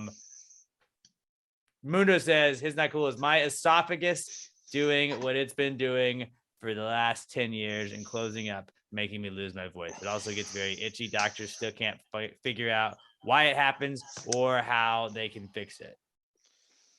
I think it's time sucks, for man. PTG MD to take this one on. All right. In my clinical opinion, more whiskey. It'll relax the throat. It relaxes the whole body, relaxes the mind, so the throat will relax. It goes out through. Maybe if you want to make here's what you do. You heat up just in the microwave. You take your whiskey, just 30 seconds in the microwave, drizzle a little bit of honey in there. After that, it's there like a variation of a little hot toddy. But you're getting your medicine, you're getting the whiskey in there, and then the honey soothes the throat. Maybe one of those a day. I don't hate that. And then also subscribe to the gravy slice a day meal, fast mimicking plan. And I'm sure that'll fix you in no time for just $2.25 a week. Are you eating a lot of chips? Could be scratchy, not good for the esophagus. Maybe cut down on the chips. Have you tried putting it in rice? It's a good idea. Whiskey and rice. Put it in rice, and rice will soak it up. Maybe rice, toss in some sort of bourbon glaze. Maybe a reduced bourbon, cherry bourbon sauce. Yeah. There you go. Basically, you need a diet centered on whiskey. Right here, this guy, I don't get sore throats, and I never shut the fuck up. Makes you wonder. Yeah. Always remember, esophagus, soft a gus. It's my grandpappy always told me. Remember your ABCs. Always bourbon consuming. There you go. You can't go wrong with that. Yeah. I don't think we answered that at all, but it was not cool, so we were just reading it, right? Ashley Hammerly at Evan Smashes on said doctors Twitter. don't know how to fix it. I told him how to fix it. That's what true. That's true. Ashley Hammerly is at Evan Smashes on Twitter. She has our next not cool, and she says, just got my car fixed last night. I woke up to a flat tire this morning. She attached a picture. Yeah, not great. Flat tires, never a good time to have one of those bad boys. So T's and P's. Hopefully you got it all fixed and you got the kid to school. I know that she was saying it was on her way to school. So I think she took her Mustang. The kid got to go in the Stang to school. This is from flat tires fucking below. This is from our girl Melissa Hyde at Mel Hyde myself. She's awesome, and she this might be the best but worst not cool of the week. She said some piece of shit scumbag who is desperately in need of Jesus did this to my daughter's brand new car. And Pat, click on that bad boy. And just, I did. I saw this the other day. This is what are you looking at? The deepest keying I've ever seen. So I don't, they call it keying their car. It doesn't necessarily have to be keys, could be a knife, whatever. Just scratched all around the front of the hood, right above the grill, and then up the side of it above the headlight. And especially that one above the headlight, I have never seen that deep of a scratch into anywhere on the car, hood, door, whatever it is. They fucked that up. Like, that is some bullshit. And I think this would apply for the free murder. You know how I said the 3, or what did I change it to? 1 murder and 2 assaults a year that you're just allowed to have and you get away with scot-free. Like that, yeah. I think this would qualify for the free murder if you find out who did this. I responded and I was like, who do we need to find? Like, let us know. And she said, we don't know who it was that did it, but If you find out, let us know. We'll stick the gravy gang on him. Yeah, real fucking scumbag move. Real scumbag move to, especially like if it was somebody that like was just randomly doing that shit. That's fucking bullshit. To do that to somebody's car. And yeah, Melissa, fucking that's a pretty bad not cool. Robert, when you're putting the video together, will you put the pictures Melissa sent on her not cool Oh yeah. while we're talking about It's- it, just so the peeps on YouTube can see? Past Great Podcast on YouTube. Go search, hit that subscribe button. That I just- happened to us while we lived in an apartment. My mom had like a red, just a red car, and like someone had just gone like this, like all over the hood of the car. Just I'll never 'cause. It's like, understand what it. possesses somebody to do that? Yeah. Like Ugh. I think anyone could describe me as a supremely angry person. Never once in my life have I considered keying somebody's car. You have to be Yeah. the most miserable It doesn't cunt even- on the fucking It doesn't even planet. run through my head. Like people were doing that at my work not long ago. Like a couple different cars got keyed. Someone just walking by and just, what the fuck is wrong with you? But I thought you key people's cars you're like mad at, like not that that justifies it, but it's like you have beef with somebody, not just a random fucking car. Oh no, random cars get it, man. I've had That's like all- where that's you can what I tell think it is somebody a lot of like the time. dragged a key on it, but like I never got like the hardcore like scrape of a key on it. Like you could tell somebody like there's a little bit of a line, but like that's Well, that you fucking- can usually buff out. It's annoying, but you Yeah. can do it. This, there's no buffing out. That was a fucking deep cut into her daughter's car. some bullshit, man. That's some bullshit. And I hope like the key that they were using was like their house key, and I hope as they were walking away from it, there was some sort of storm drain that then they dropped, like they stumbled, they dropped their key, and the key went in that storm drain. And then I hope that when they went and tried to like get it out of the storm drain, that there was an alligator that just bit them and like pulled them in, and like, or they went in the one with what's his name, the clown from It. That guy. I hope that guy got him. Oh, I just hope they get ass cancer. So they die slowly and it drains all Yeah, of their fuck family's those money. people. Fuck those people. Yeah. Yeah. Sorry that happened, Melissa. And sorry for your daughter. That fucking not cool. Not cool at all. If you find them, let us know. The Gravy Gang will put him we'll stick Frankie Ocho on him. You know what? Call Frankie Ocho, Pat. Let Frankie Ocho find out. You don't be scraping up cars here. You don't be screaming nothing. Frankie Ocho finds you. And he'll catch you and You'll- your web of lies. You'll be scraping the bottom of the ocean in your cement fucking shoes. That's what Will you'll be be doing. scraping. Yeah. The guy knows how to make people disappear. Guy knows how to make people disappear. And Frankie Ocho's on the case, Melissa. Don't worry. Give the old Oach man a call. The Oach. The Oach. All right. Yeah, that's probably gonna be the worst not cool of the week for sure. Our next one is from our podcast son, Skylar Lester at OMG at Skylar. And Skylar says, my hashtag PTG not cool is LAM parking. Is it lamb or LAM? I feel like I mean, LAM parking. spells lamb. Why not? Call it lamb. Lamb/LAM parking for charging ungodly amounts to park downtown and making me miss office trivia night. Sign by the road says $20 for parking, but when I try to pay at the kiosk and they say it's $40, everywhere else close by is anywhere from $50 to $90. Why don't they at least take me out to dinner before they bend me over? Highway robbery, I tell you. Yeah, the prices down there were fucking bad. The night we did office trivia night, I didn't realize it when we scheduled it. I was like, when's an Astros away game? Let's work around that, because I know the Astros home games, that's when Cobos fills up the most. And I was like, okay, well, like when they're away for a weekend, like let's figure something out. That was one of the dates he gave me. I did that not at all looking at the calendar and realizing like, oh, Motley Crue, Def Leppard, Joe Jett, Poison are all going to be at Minute Maid. That's So who the we got- concert was? Shit. I believe so. Yeah, did you not? Oh, because you left before the people came in. At the end of like after the concert was over, like the Motley Crue people were coming in and they were playing Motley Crue over the speakers in the bar, and I was like, did they play this one? Like, did they play that one? They're like, yeah, they played, like, these are their most popular. Did they play this one? And I just kept asking this guy, and he was like, okay, you're fucking with me at this. Like, you could tell he like realized like the third time I asked him. He was like, this guy's just doing this after every song. And I was like, exactly. It's exactly what I'm doing. But yeah, the parking was not not great, especially because it was like all the Astros parking was used for the concert. So it was hard to get down there. And then you had all the people that were trying to like scout parking and shit like that. I just Ubered. I don't know where you live, son, but I Ubered because one, I was going to be drinking and just was like, yeah, I'm not going to fight traffic getting there. Pat, I know drove, right? I found there was a lot like literally 100 feet away from Kobo's that was $20 parking. So I was able to just go there. We don't know when you got there. You got there a little bit earlier than most Yeah. of the people.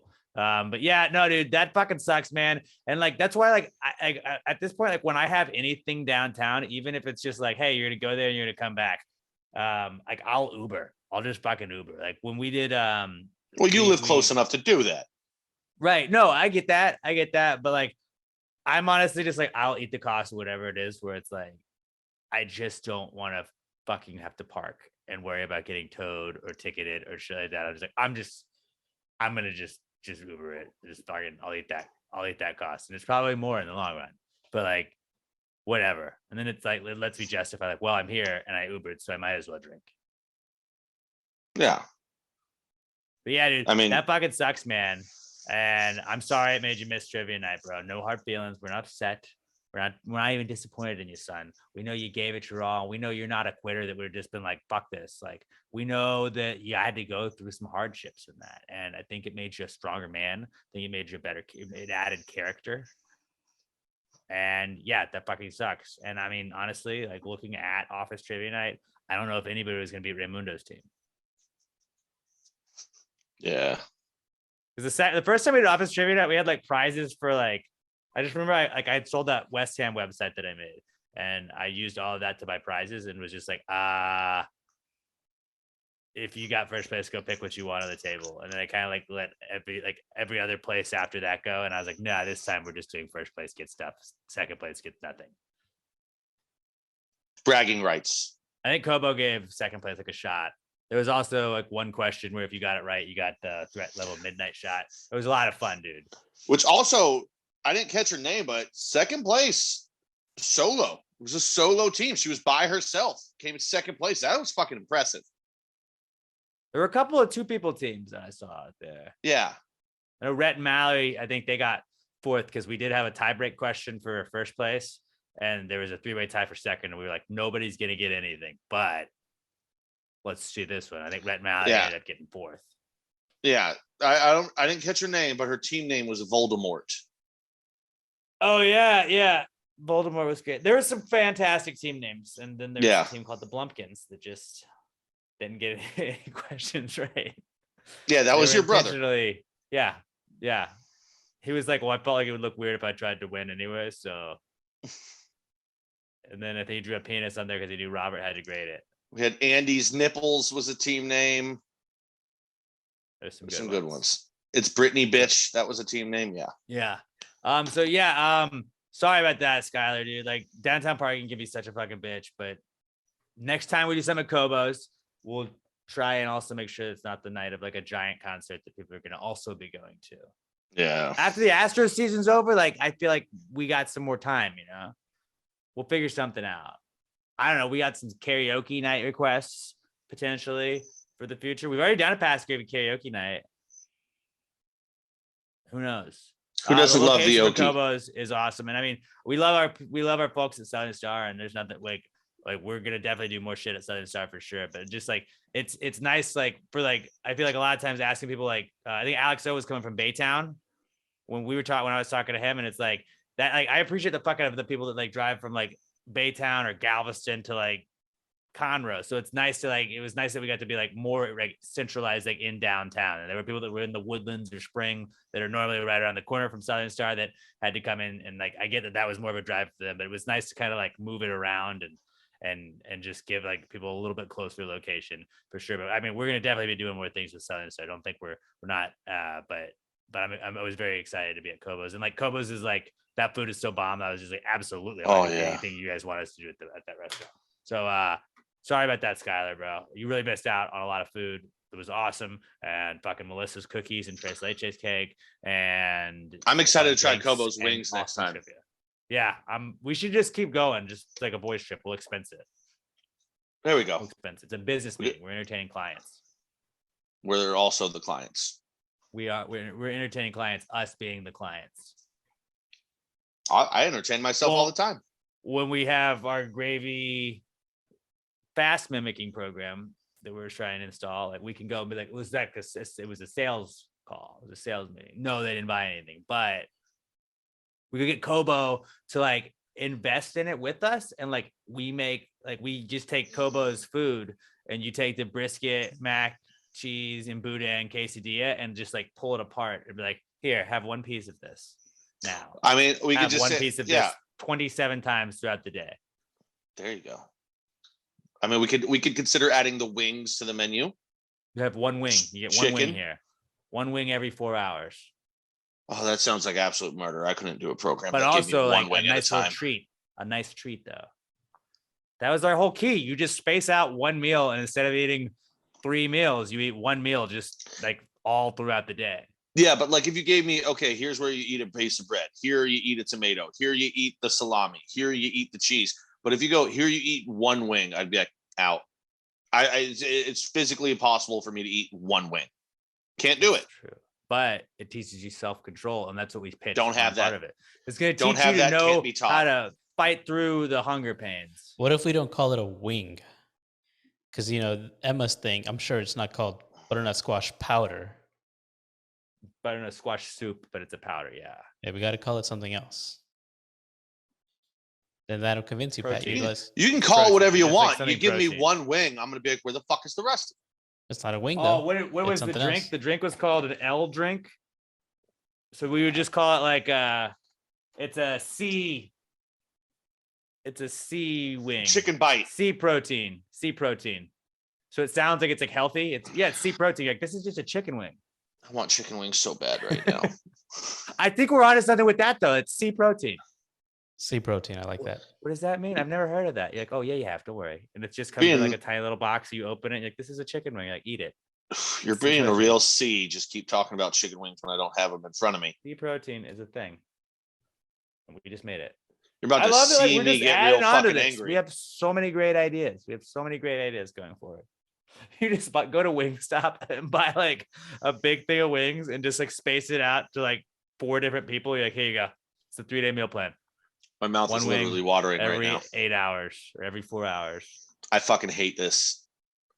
All of I your love it. dumb ideas that you're like, here's Order another some C get protein. rich quick scheme that I have to sit through and listen to. I hate that less than how much I want to eat. This fucking is part chicken of wings that, right now dude. and This is cans. one of those. This is one of those, you buck. Yeah, no, but this is a good one. Usually they're all stupid, and I hate listening to those. And I hate that less than how much I want to eat. You chicken guys were wings, and I wrong on the can't right ice now. one. I had quite a few people.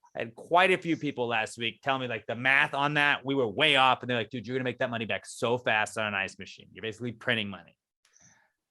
But no, they're anticipating that Don't argue. We're gonna- Don't argue. I'm not you getting kept into saying it. That just was put it last week's random conversation. places.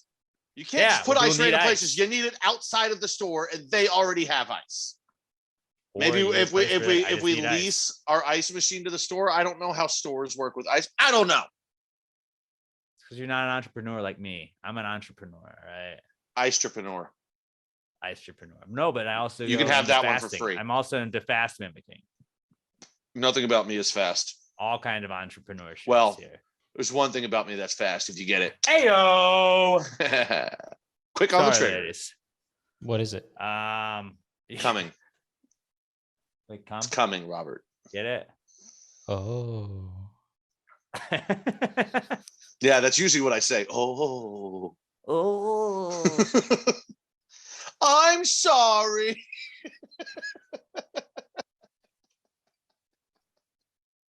You're just so hot. Basically, Kyle from Big Brother. Yeah, that's a different podcast. Pastor Gary Bro, subscribe to that though if you watch Big Brother. If you don't, like just hang out with us. We do live pods. So go check out Pastor Gravy Bro on Facebook and Twitter and Instagram. Yeah, Skylar, sorry about the parking situation, man. That fucking sucks. It wasn't Kobo's fault. It wasn't really. It was our fault for like picking that as the date and not looking at. Like, I mean, what is that's- Minute Maid gonna have? That's downtown in the city, man. Parking's gonna That's fucking the city suck. for you, am I right? The city. Noe Guerrero, who I was telling you guys was out at office trivia night on Friday. At HTX Noe2, his not cool is having my AC go out after we spent thousands last year on repairs for it. Last night was not fun. Yeah, man. The AC going out. It's just there's never a good time where you're like, oh, this is great. This is great for the AC to be out. Like you never have Sweet. I'm gonna try and fall asleep while sweating now. That's fun. Right? Because I'm like, even when it's cold outside, like I'm still like, if it's not like I go to sleep when it's with 69. 69 is what I hit to go to sleep because I want it to be chilly. I got the fan on. I gotta have it cold. I want it to be a fucking icebox in there. And like when I forget to turn the thermostat down when I go to bed, I wake up just sweating everywhere. It's terrible. And yeah, when you're like, oh, I'm just gonna go to bed. I'm doing my regular thing. I already turned the thermostat down. Wait, what? The AC off now? And now they're like fixing all these other people's ACs. So it's just like, we're going to get to it and we fucking get to it. So yeah, it's a fucking pain in the ass. And especially if you've already gotten it fixed, that fucking sucks, buddy. I'm sorry, Noe. T's and P's, brother. Hopefully they've gotten it resolved by the time we're recording this. Yeah, that's like the one upside of renting is like when these major things in your home go out. You're like, well, I'm not the one paying for it. You do this. But yeah, that's brutal, buddy. I'm sorry. Brett Brandon weighs in with our final listener submitted not cool this week. He's at price of a ZJ on Twitter, and he says his not cool is my power went out here at 3:55 a.m. I'm supposed to wake up for work at 4 a.m. Is there any worse time for the power to cut off? This confuses me, Brett. Do you still have an old school alarm clock and you just don't use your phone? You gotta have the phone as a backup. I've got the phone is all I have. Backups. Oh, no. Sometimes you forget to set the phone, very rarely, but sometimes, and you have to have the regular alarm clock to go off. So you're up for that one. But sometimes I like to have my regular alarm clock goes off first and then the phone alarms go off. So then I get so annoyed that I have multiple alarms going off eventually if I keep hitting snooze, that then it's like snooze, beep, beep, beep, beep, beep, snooze. And the other one goes beep, beep, beep, beep, beep. And you hit that one. And it's just like they're alternating. And I'm like, I'm up. I'm fucking up. All right, let's go. But yeah, you need a backup alarm. You always got to have a backup alarm. That makes sense for you guys. Very important. Having the backup and the regular because you have to wake up so early. My earliest alarm is at 8 o'clock. I've already showed you all my alarms. And I can start at 3:15, 3:20, 3:25, 3:30, 3:35, 3:40, 3:45, 3:50, 3:55, 3:56, 3:57, 4, 4:05, 4:10, 4:15, 4:18. Unless I sleep through all of them, which I it feels so fucking bad for Emma. But then how does does she sleep she's like, through get that? up. She'll be like, get up. You know what you need to do? Wait, does she sleep on her back or on her side? Because if she sleeps on her back before bed, am I right? It's that old golf joke about the guy to pay if he's late, his wife slept on her stomach. No, if she sleeps on her back, get her like Bose noise canceling headphones that like she can also Wi-Fi to her alarm so that she can sleep through all of your fucking bullshit. I think it adds character. Or maybe she could just get a full night's sleep for once in her fucking life, which is going to be the rest of her fucking life with you. Apparently, allegedly. Unless somebody hears all the misogynistic shit I say on here and you get bumped off the morning show and finally get moved to midday. And then she can sleep in a little bit more, but. No, yeah.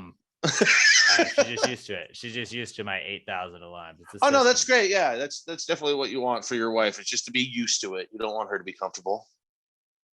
She's very comfortable with it. I thought she was used to it. She's used to it and she's comfortable with it. A little bit of both. But yeah, dude, that is not cool that like it goes out right before you need the alarm. That's why you got to have like your phone as a backup. You got to have at least one backup alarm.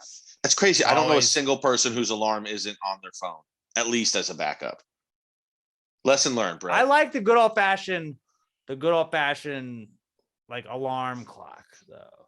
And like I have mine on the radio because I am on the radio in the morning and I'm always like, I won't, if I hear not the morning show that I work on, it's set to 94.5 The Buzz. So like when it goes off, I'm like, music's still playing tight.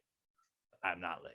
But like sometimes there's like we do best ofs on Saturday And there was one time I woke up because I had set the I forgot to turn the alarm off, and I woke up and it was like 7 a.m. on a Saturday, and I was like, oh God. And then I heard my voice. I heard my own voice, and I was like, this is the best stuff. But yeah, fucking nerve-wracking. I have I don't even know why. I've got like 3 different songs set as different alarm clocks on different days, and I don't know why. I mean, it had to be drunk decisions. Like I was just drunk when I was like, this is gonna be this one. They don't mean anything different. It's all my wake up alarms, but it's every morning I wake up, I'm like, oh, that's different. Ooh, that's good. Woke up this morning, and then here I go again on my own. I got that from Whitesnake. I have. Well, no, sorry, I lied. Kind of gets you. I have one is "Do I Want to Know" by the Arctic Monkeys, because I got drunk one night and downloaded that because I was thinking about it. It's a great song. And then one is Reckless Kelly, the 7 Nights in Ireland, which nobody knows. But yeah. Fucking great song. It's a good song to wake up to. It's like fucking violin and shit, like fucking like it gets you. You ain't gonna sleep through that shit. What do you guys got is not cool? So who wants to go first? I'll go. I just had the one. The last couple days when as I've said before, my driveway, the grass just grows between the cracks. I've tried bleaching it. I've tried everything. The only thing I haven't tried salt. I'm going to salt the shit out of it soon, but I keep putting it off, and it's getting higher and higher. And then the rain the last couple days. So then today it took forever to wake up because, as you can probably tell by looking at me, I was up till 5 last night because I'm a fucking idiot, just playing video games. And so I went to the store today. When I came back, as I'm coming back, the rain started. So I just had to, in the rain, weed my driveway because I'm pretty sure I was like 45 minutes away from the homeowners association sending me a letter because it was ridiculous. But also now have you ever got homeowners association hoed? Have you ever got hoed?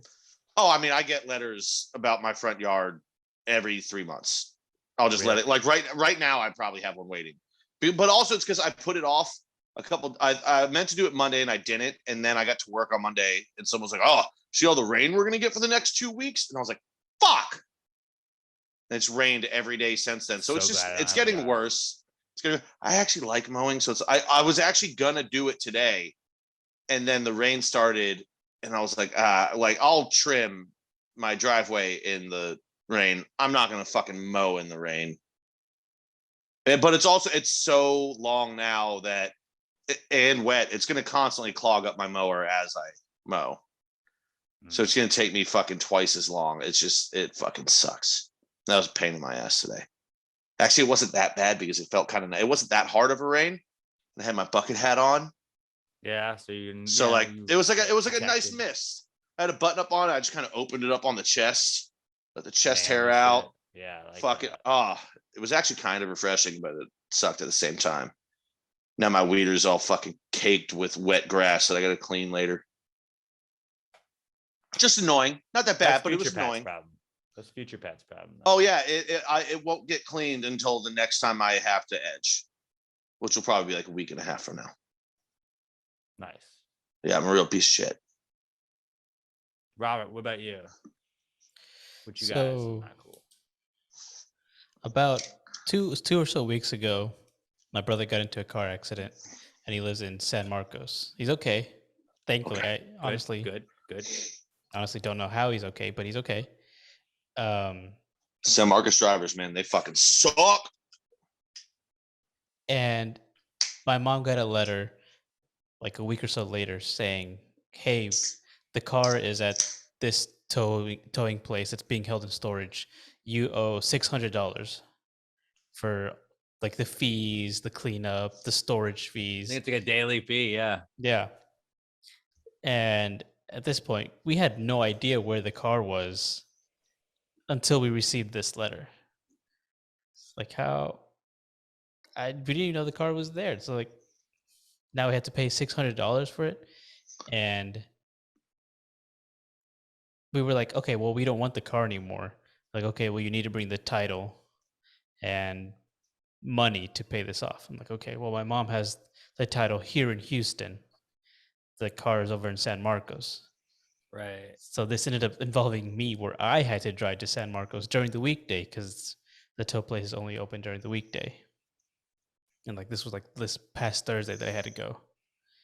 And I mean, thankfully all that was settled, but like it's just such a hassle. Have to deal with that. What's the round trip? What's the round trip like to San Marcos? Like About 6 hours? About 6 Probably- hours. I was gonna say 5 because it was usually like a 2-hour drive from my house at Katy to get to San Marcos. That's closer. Katie's closer to San Dude, Marcos than there's Yeah, some but- traffic, yeah. Oh yeah, I guess if you're hitting traffic on either way, then it would be 6. Yeah. I'm gonna try to show you Oh, the car. Yikes. Yeah. that front end is fucked. He flipped over and had to crawl out of the car. Like, did somebody hit him, or did he have to swerve out of the way or Yeah, something? looks Or? like he got hit. He was working a night shift and he was on his way back home and he kind of just dozed off. Ah, Oh, fuck. Mm-hmm. That's really scary. I've had that app like when I used to work when I first started working at the radio station and I was in college. I would drive in at like really early in the mornings on like Saturday morning and Sunday morning, and I remember there were times where like I'd be, and like I would just kind of like come to how long were my eyes just closed right there? Oh fuck, how far did I just go down a freeway? It was terrifying. You're just, Been like, there. listening to music, slapping yourself in the face. Like that is a terrifying thing to think about. And yeah, because that happens way more than like people talk about. Like that happens a lot where the people are just tired and they just fall asleep. That's scary, dude. Yeah, I'm glad he's okay. Yeah, luckily it's just like a few bruises and cuts, but amazingly he's okay. Shit, dude. Yeah. pretty that's, good, not cool. Pretty solid, not cool for sure. And then you having to do the like driving all the way to San Yeah. Marcos, that adds to it. I definitely didn't have a not cool that was that not cool. My first one was that my brother and I got to fight. We bought the UFC fight over the weekend, and it was awesome until the next to last, the co-main and then main events. It just started buffering and then kept exiting me out of the ESPN app. And then like I would have to sign back in and it would do like a whole process. And then like I finally got back in and let me watch about 2 more minutes. Like I finished the end of the next to last fight. And then as they were doing walkouts for the main event, it did the same thing. And I logged in and I took like you have to reset the whole like TV. I tried to unplug the Wi-Fi and everything. Had to wait for all that, and then like, I got back in, and like it cut out. I didn't see like the second or third round of the main event, and I was able to see the end of it. But it was just like having to fucking deal with buffering when you had to pay for like I fucking paid for this. Now I didn't stream this illegally. I want to stream it illegally now because at least then if this happens, then I'm not as upset because I didn't pay for it. That's fucking brutal. Yeah, was not cool. So that was a minor not cool. And then my other not cool is I promise I'm not trying to just make everything fucking wedding related, but that's been a lot of like my life is like doing shit like that right now. Understandable. But my other not cool is having to chase people around in a group chat to get people to get like suits and to get like hotel reservations and stuff because we had reserved a block, and if you don't reserve the block, then you got to pay off all the rooms that didn't get reserved. And like I've sent this to our like Pat, you're in this group chat. I probably sent it 25 times to the group chat. Like, hey guys, you're gonna get the hotel. Just here you go. Hey guys, this is the hotel. Like every like probably once a week I was doing it for the last like 2 months, I feel like. And I was like, guys, the deadline's coming up. Please do that. And then somebody today was like, hey, it's not showing up. That made me laugh pretty fucking hard. When I go look at it, and I was like, oh yeah, because the deadline passed, man. So I had to get the deadline extended. And I was like, guys, can we please just I get that it's me asking you to spend money, and I always hated that part about like being involved in a wedding, and I understand that. Like that fucking sucks, but like I hate being like, dude, like we're on the hook for all this money, and like you don't realize it until it's like reversed, where I'm like, fuck, I'll just get it then. But like I've always like when it's been like a wedding we had to get a hotel. Like I've always done that. I've always been like on top of that before like a deadline or anything. And it's like I had so many people. I was like, guys, so and so and so and so and so and so is still not reserved a hotel. If you're like, I know you're coming in from out of town, or you just, I don't have a problem if you stay at another hotel, but like I need to know that you're not going to do this because you can't come to me like, I still know that week of somebody's gonna be like, yo, bro, where's everybody staying? I fucking sent this link so many times, but yeah, it's just like having to chase everybody down. And then one of my friends didn't have his suit until yesterday. Hadn't got the suit till yesterday. I was like, they're sending the suits out, man. You got to try it on. You got to make sure it fits. And like they were able to get the suit, so everybody's good on the suits. But it's just like been a process of like chasing people down, just kind of being that guy. And it's like I know it's a pain in the ass. And every time people see my text like come up, they're like, fuck.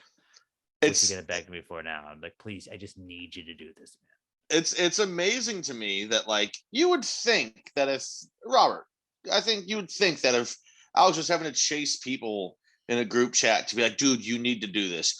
I feel like you'd think I would be that person. Yeah. Because I'm just a fucking wreck. No, Pat handled all of it before a podcast we recorded one time. The first time Alex said, this is where the suit is, I immediately logged in and got the fucking suit. He goes, these are where the hotels are. And I was like, and I immediately let him know, not getting a hotel, I'm going home. Right away. Like, how do people, I'm a fucking wreck and I can get this shit done correctly. All these people have like wives and families and real fucking jobs. You would think they have their shit together. None of them fucking do. Well, I get when it's a large group. It's a large group text that like you don't know all of the people in the group text necessarily. So it's like I get that like you just like you kind of mute it and you don't go back to it a lot, you know. I met them all. They all seemed like adults. But like check it every now and then. Do you just not check your phone when it says you've got like messages? Are you one of those weird like emails? One thing to just let them fucking go. Text messages, you're like, yeah, I've got like 4,000. I just don't check them. What? That's psychopath behavior. Crazy to me with I cannot let text messages be unseen. Group text, like I am that way with group text. So like I get that other people are too. Like Pat had me in an Xbox chat one time. It was like the guys that we used to play Call of Duty with that I'm not in anymore. But it was like there would be times I'd like look down at my phone and there were like 107 messages, and I was like, "What the fuck is happening there?" I was like, "I'm not gonna read all this." But it wasn't I knew there wouldn't be important information. I knew there wouldn't be important information. It's like just check the links. Just check if anybody sent any links, and just make sure you're good.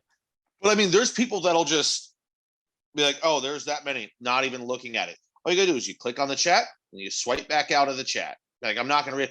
There's people that'll just let it go and be like, oh, I'll just have 800 messages build up in there and not even worry about it. Yeah. What? Then how do you know when you actually got a new message? That's like wild that's to me, dude. It's psychopath behavior. But yeah, I'm just having to do that. And it's like, I love all of my boys, you know, but like, I was just like I feel like I'm the asshole doing all of that where I'm like, hey man, hey, I need you have to have the suit. You have to have the suit. Like, you don't have to stay in the hotel. And like with Pat, and like people that are in Houston already, like if you already live in town, like I don't expect you to stay in the hotel, but like people that are like further away, it's like, hey, I want to make sure you have an option for a hotel and it's at a discounted rate if you use this. You don't have to do it, but like if you just be like, hey man, I'm good, I'm not using it, like that, then I'm fine with that. But I don't want like anybody to hit me up week of and be like, bro, I thought you said there was a block. I'm like, yeah, that shit's closed, man. That shit's closed. And also like somebody's got to pay for those rooms now at this point. So it's like, the one time that I ever did that, because I was like 21 and I was in my buddy's wedding. And I got down to Corpus and I was like, so what's up with the hotels? And he was like, yeah, we got a block. I put you in the room with my buddy because I knew you'd fuck that up. And I was like, okay, sweet, thanks. It's like Michael when Jim and Pam got married. He was like, I just knew that you weren't going to understand what to do, so I got you a room. I was like, okay, gotcha. I just paid it back. Remember when Jim and Pam got married and Michael thought he could just get a room? Yeah. And then he couldn't stay with Dwight. He had to end up sleeping by the ice machine. Yeah. They probably made like I said, that was profit. That was 21-year-old Pat. 32-year-old Pat. Right. I get it now. I got my shit on lock. You were not an issue. But for what? I feel like an asshole doing all of that shit. There's like, guys, you shouldn't. I just need to make sure. If you were to put that really in Am I the Asshole? If you put that in Am I the Asshole on Reddit, everyone would be like, no, you're not the asshole. All You your need to do that. So it just everybody builds me else. up. It just builds me up. But yeah, those are my not cools. I thought that was a pretty solid little crop. I'm not That's cool. good. If you have one, hit us up, hashtag PTG not cool to at Pass the Gravy Pod on Twitter, and we'll pick some of the best ones each week. Moving on, we got the answers segment. You got any get rich quick scheme ideas? You got any just thought provoking questions? A high thought, anything you want to ask us, hit us up. Hashtag PTG answers on Twitter at Pass the Gravy Pod. I'm at Alex J. Middleton. Pat's at not Pat Dan. Robert is at Robert Barbosa03. This is the answers segment. Well, if you just answered the question, why don't you just answer the question? Be honest, no big deal. Yeah, answer the question. Don't change the subject, just answer the fucking question.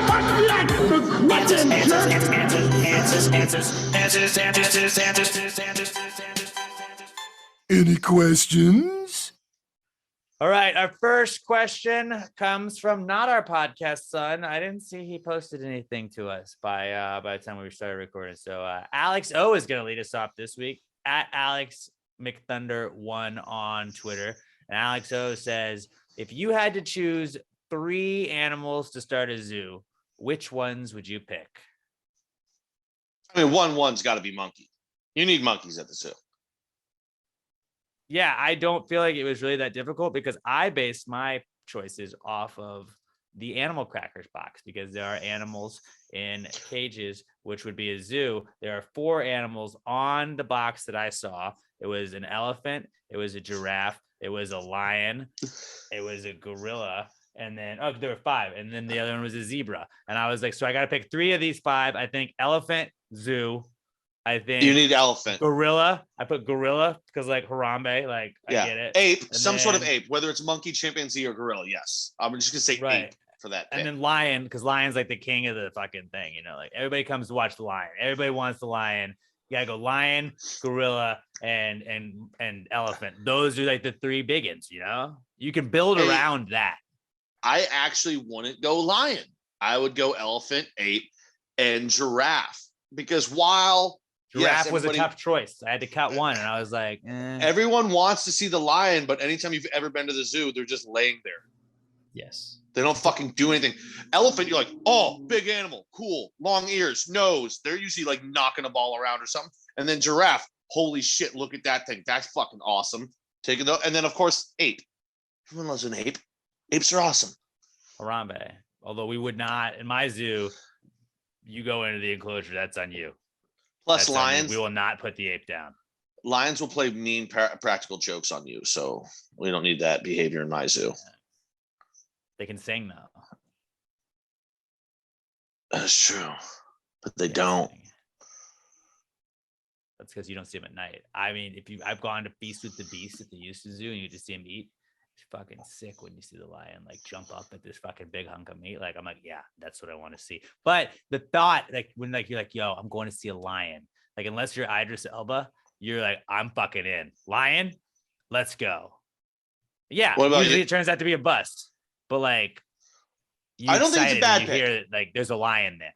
I'm not saying King it's of a the bad jungle. pick. I'm just saying I personally I didn't think that one just because I prefer the others. That was just my Robert. thing. It was a preference.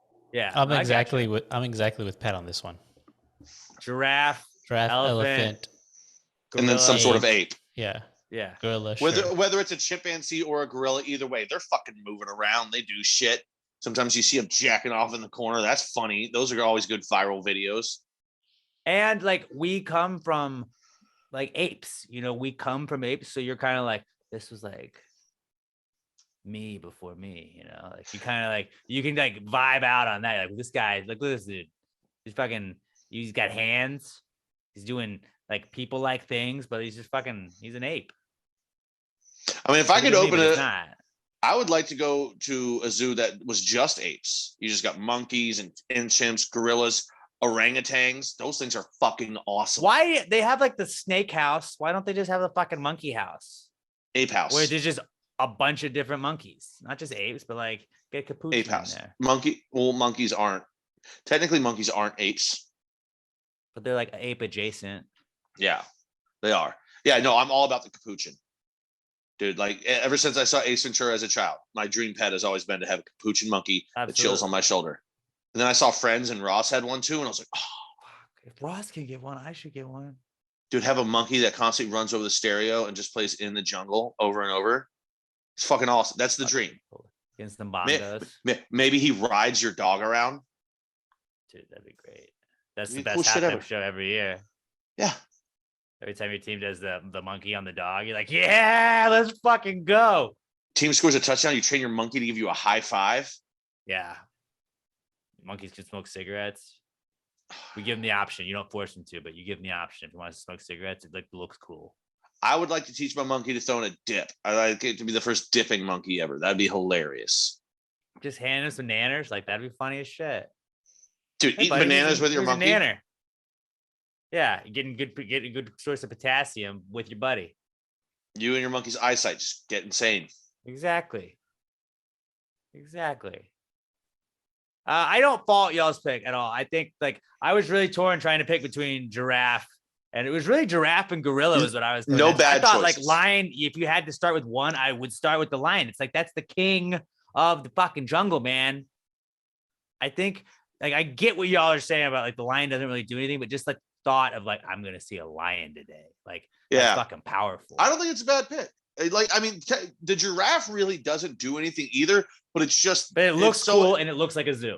It's so much more of a spectacle to see a giraffe than it is a lion. And you can like get people to pay to go feed the giraffe leaps. Like you can do Also, that to the Houston Zoo, and you're like, that's fucking tight. They got black tongues. I remember getting lost at the zoo as a child. I was probably like 5 or 6 because my parents were like, all right, we're leaving the zoo, or not the zoo. We're leaving the lions now. And I was like, okay, I'm just going to stay for a minute longer. And then they just walked away from me as a young child. And I just stayed looking at the lions. And when I turned around, everyone was gone. What the fuck, mom and dad? I know that was a story about you, but it actually hurt me more because it just made me think about Harambe and how that's exactly how that kid got into his fucking enclosure because some terrible parent Traumatic. walked off and let him in there. He's like, "Oh, But also, gorilla." And then Harambe was like, well, hey kid, let me get you out of here. And they were like, no, shoot him. He's like, you want to play? Oh, you don't want to play? Here, let me toss you back to your mom. As he was running to toss the kid back to his parents and safely like bring him back, like they shot him in cold blood. I agree. I mean, don't get me wrong. I've said many times Harambe should have been shot, but like that's so against everything I've ever said about children. No, I realize I've been wrong all this time because let it play out. For admitting it. That kid's fucking stupid. You know what I didn't do when I was that young? Try and climb into the lion enclosure. Yeah. I went and found an employee of the park and said, hey, I don't know where the fuck my parents are. And they got on the PA and they're like, hey, you got a dumbass little kid. Somebody come get him. My parents just came and got me and we just kept walking. And I was like, what? Why did you leave your 5-year-old? What he's not telling you is that they found him by climbing up the neck of a giraffe and they were able to see his parents. Like, there they are. And that's why Pat picked giraffe over lion. Also, if I remember correctly, the monkeys were pretty close to the lions. It was like a cage of monkeys, and like, I fucking love monkeys. I just wanted to be in that area. They're tight. Rafiki, monkeys are bros. Fucking, dude was chill as fuck. He's like, yo, what's up, lion? Let me hold your baby. I got you. Hey, check out this new lion. Huh? I want to love baboons. I want to love baboons because of Rafiki, but baboons will fuck you up. Those are some evil ass apes. Yo, but like, what if you had baboons that like were like boys with you? So like you knew that they were like your security team. Like that's my park security. Don't fuck around. Baboons will fuck you up, bro. You give them all sticks to just fucking hold and lean on. Yeah. Ape World. Planet of the Apes. Ape World would probably actually be more dangerous than Jurassic World. Several movies. Yeah. I still want it though. So I think but did we all pick it based off of like the Animal Crackers box? Because like that's kind of a zoo. Yeah. Polar bears are also on there, but like I'm not gonna eat a polar bear. I'm not gonna bring a polar bear. There's so much AC. We don't have the climate. It's irresponsible to have a polar bear in Houston. It's just irresponsible. Don't do that. What do we got next? Next, we have from Glamour Perry at Glam for Life, LYFE. Shouldn't your dog have 7 birthdays a year? Here's the thing. Every day is like a birthday. Dog years, yeah. every day is like their birthday for a dog. You wake up in the morning, they see you, and you're like, oh, dude, you're still here. That's awesome. Hi, what are we doing today? But theoretically, if a dog ages 7 years for every 1 year human ages, you should give your dog 7 birthdays. You should just treat your dog like it's their birthday every day. That's what I'm getting at. Like, it's a fucking dog. It's awesome. Love it. Give it cookies. Give it treats. Scratch their belly. Rub behind the ears. I mean, you should be doing all this every day with dogs. And somebody out there is probably like, you give your dog treats every day. I think you don't. You're a fucking monster. Yeah, I do. It's how I swallow my guilt when I have to leave her. Yeah. I say, here is a treat. When I leave in the morning, I don't have a treat for him. Sorry. When I leave in the morning, she's like she'll like lay on the bed with Emma as like I get ready. And when I'm not having to take her out, and like it's like when Emma's not working, I don't have to walk her, so I can like let her sleep in, and like she'll like lay there. And I get my coffee, I set it by my backpack and everything, and I get my stuff ready to go. And like Wheezy's like popped up, and she'll be like, "What you got me? What you got me?" Which like, she's ready for it now. Like she knows it's treat fucking time. It's fucking treat time. And like when I'm leaving, she goes to her little kennel and like waits. And like I don't even close the kennel anymore. I leave her out, but she's like, I get a treat when I go in here. So like let's fucking get a treat. And I give her a little dog biscuit, and she's good. But yeah, dude, dogs get treats all the time. And sometimes like when it's hot outside, I give her a little frosty paw action. There you go. Dogs should have 365 birthdays a year because they're the best. Dogs are the best. Dogs, bro. Dogs, bro.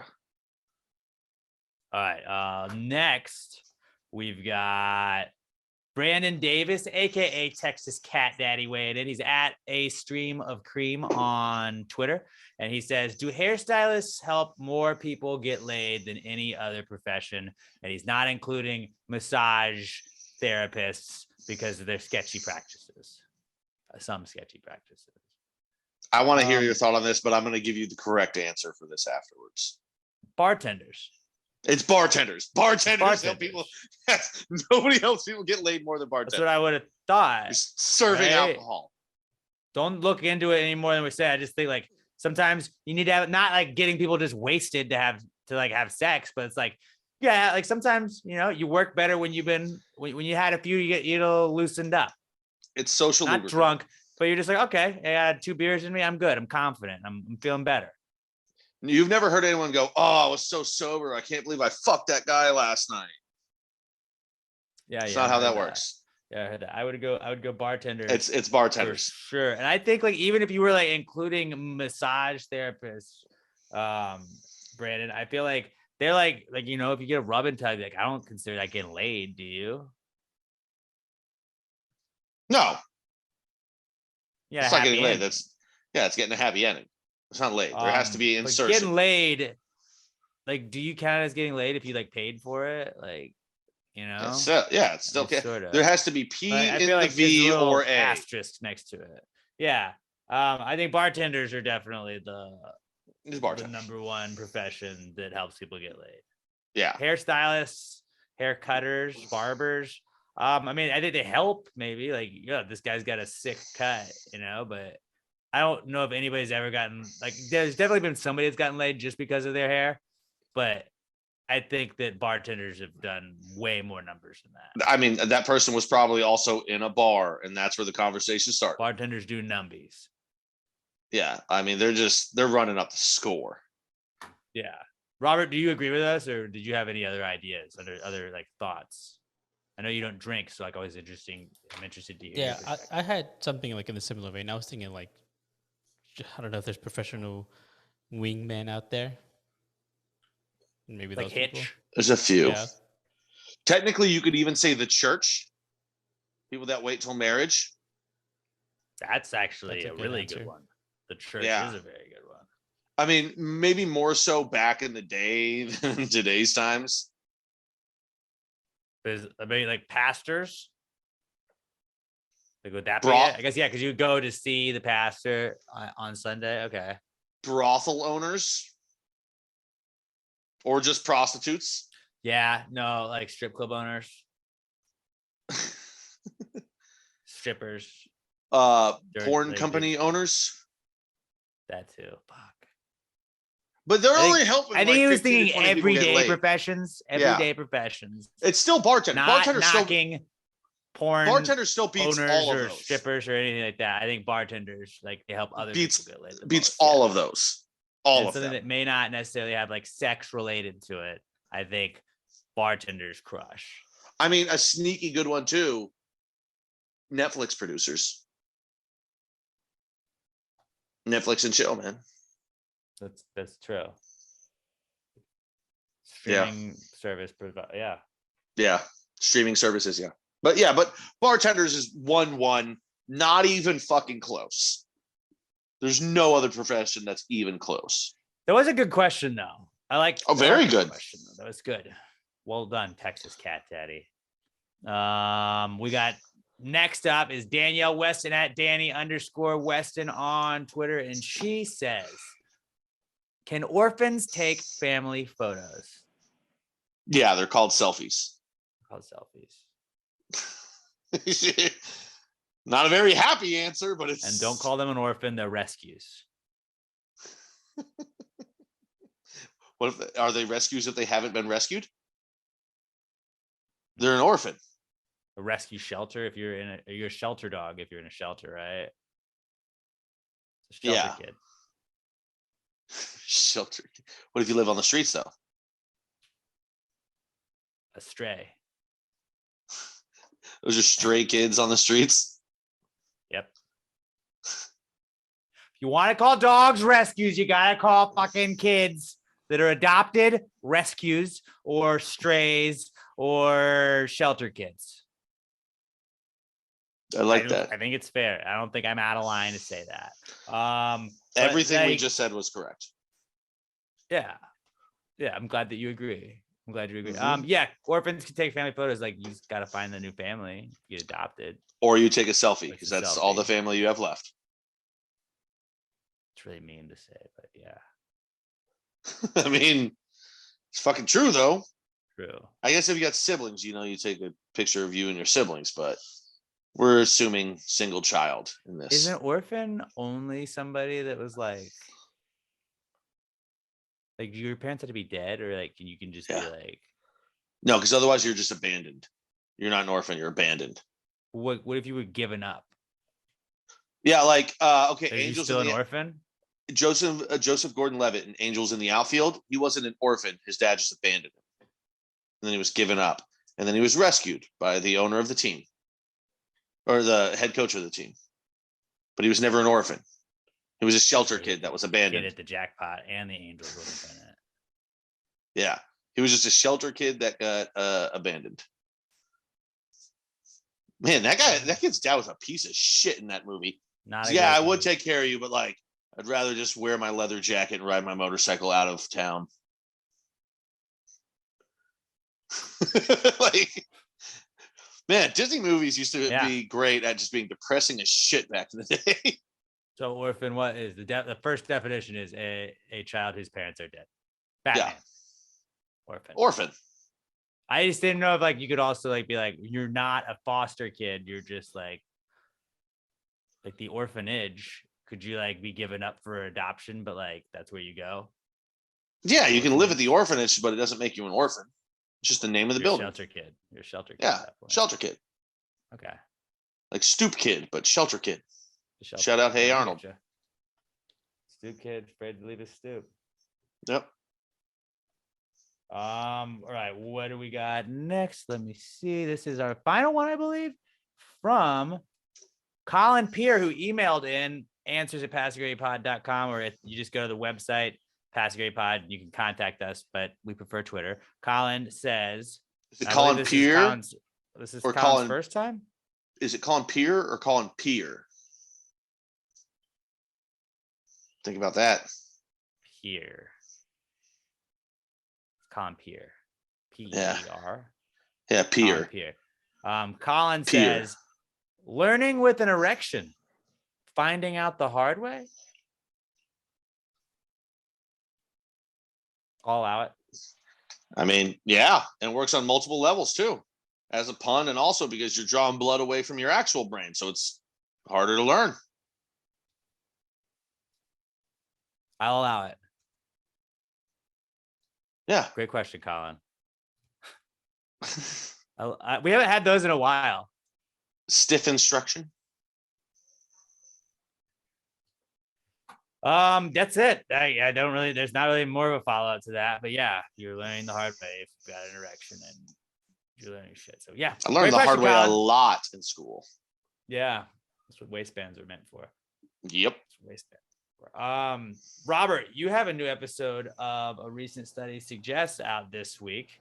You can go check it out anywhere you listen to podcasts, correct? That's right. Wherever you listen to this podcast, you can also find A Recent Study Suggests. Talk At about A Recent buyer's Study Pod. remorse. Oh yeah, I've had a lot of that. We were just talking about that with Pat earlier. With Madden. There you go. Buyer's I'm going to play it remorse. for a week and then not touch it again until the next Madden comes out. I'm going to do it again. You know what I was thinking about, like with where games are making you go as I'm trying to sign out and like I started again. Where like we used to, like, you were done with a game and you could go to GameStop and be like, I bought this game for $70 and like I'll give you $4 for it. And like, it's the new Madden. They're like, I'll give you $4. I'll give you $4. We're gonna sell it for 60. You're like, okay. Yeah, dude, Store fuck credit. GameStop. Yeah, like you can't do that anymore. Like there's a whole generation of kids that just can't do that because it's all digital games. So you're like just gonna have 1,000 Maddens at some point. You're like, well, can't sell this back. Because you could even sell the old Madden back. You'd sell like 5-year-old Madden. Like in like 2010, you could sell it to like GameStop and then be like, yeah, I'll give you $1 for it or $2. You at least get a little bit for it. But yeah, Now you can't even do that. You're really missing out. But yeah, tragedy. it's really sad.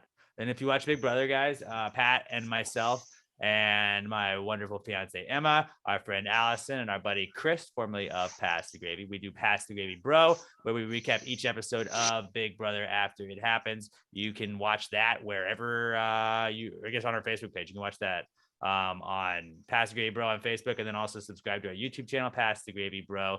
There we go live after each episode. So go follow us at Pass the Gravy Bro on Twitter. We'll tell you when we're going live after the episode. You can tune in and join the conversation. You can also listen to it wherever you listen to this podcast as well. That's all I got for you guys. Thank you so much for tuning in. Please give us a 5-star review on iTunes, Spotify, iHeartRadio, wherever you listen to podcasts. Go subscribe to Pass the Gravy Podcast on YouTube, please. It would mean a lot to us. Share us with a friend, and let us, like, I want to know what three zoo animals you guys would start with. What's your zoo starter pack? Hit us up on Twitter at Pass the Gravy Pod and just type in, like, I guess it's hashtag PTG Zoo. PTG Zoo. Give us your 3 zoo starter animals. And that'll be interesting to see. But you guys are the best. Appreciate everybody. And thank you again to everybody that came out to Office Trivia Night. Shout out to Kobo's Q for fucking being an awesome host. And until we talk to you guys and gals next time, pass the gravy. Yeah. Bitches! Shawty had the knuckle bottom jeans, boots with the fur, the whole club was looking at her. She hit the floor, next thing you know, she got low. Them baggy sweatpants and the Reeboks with the straps turned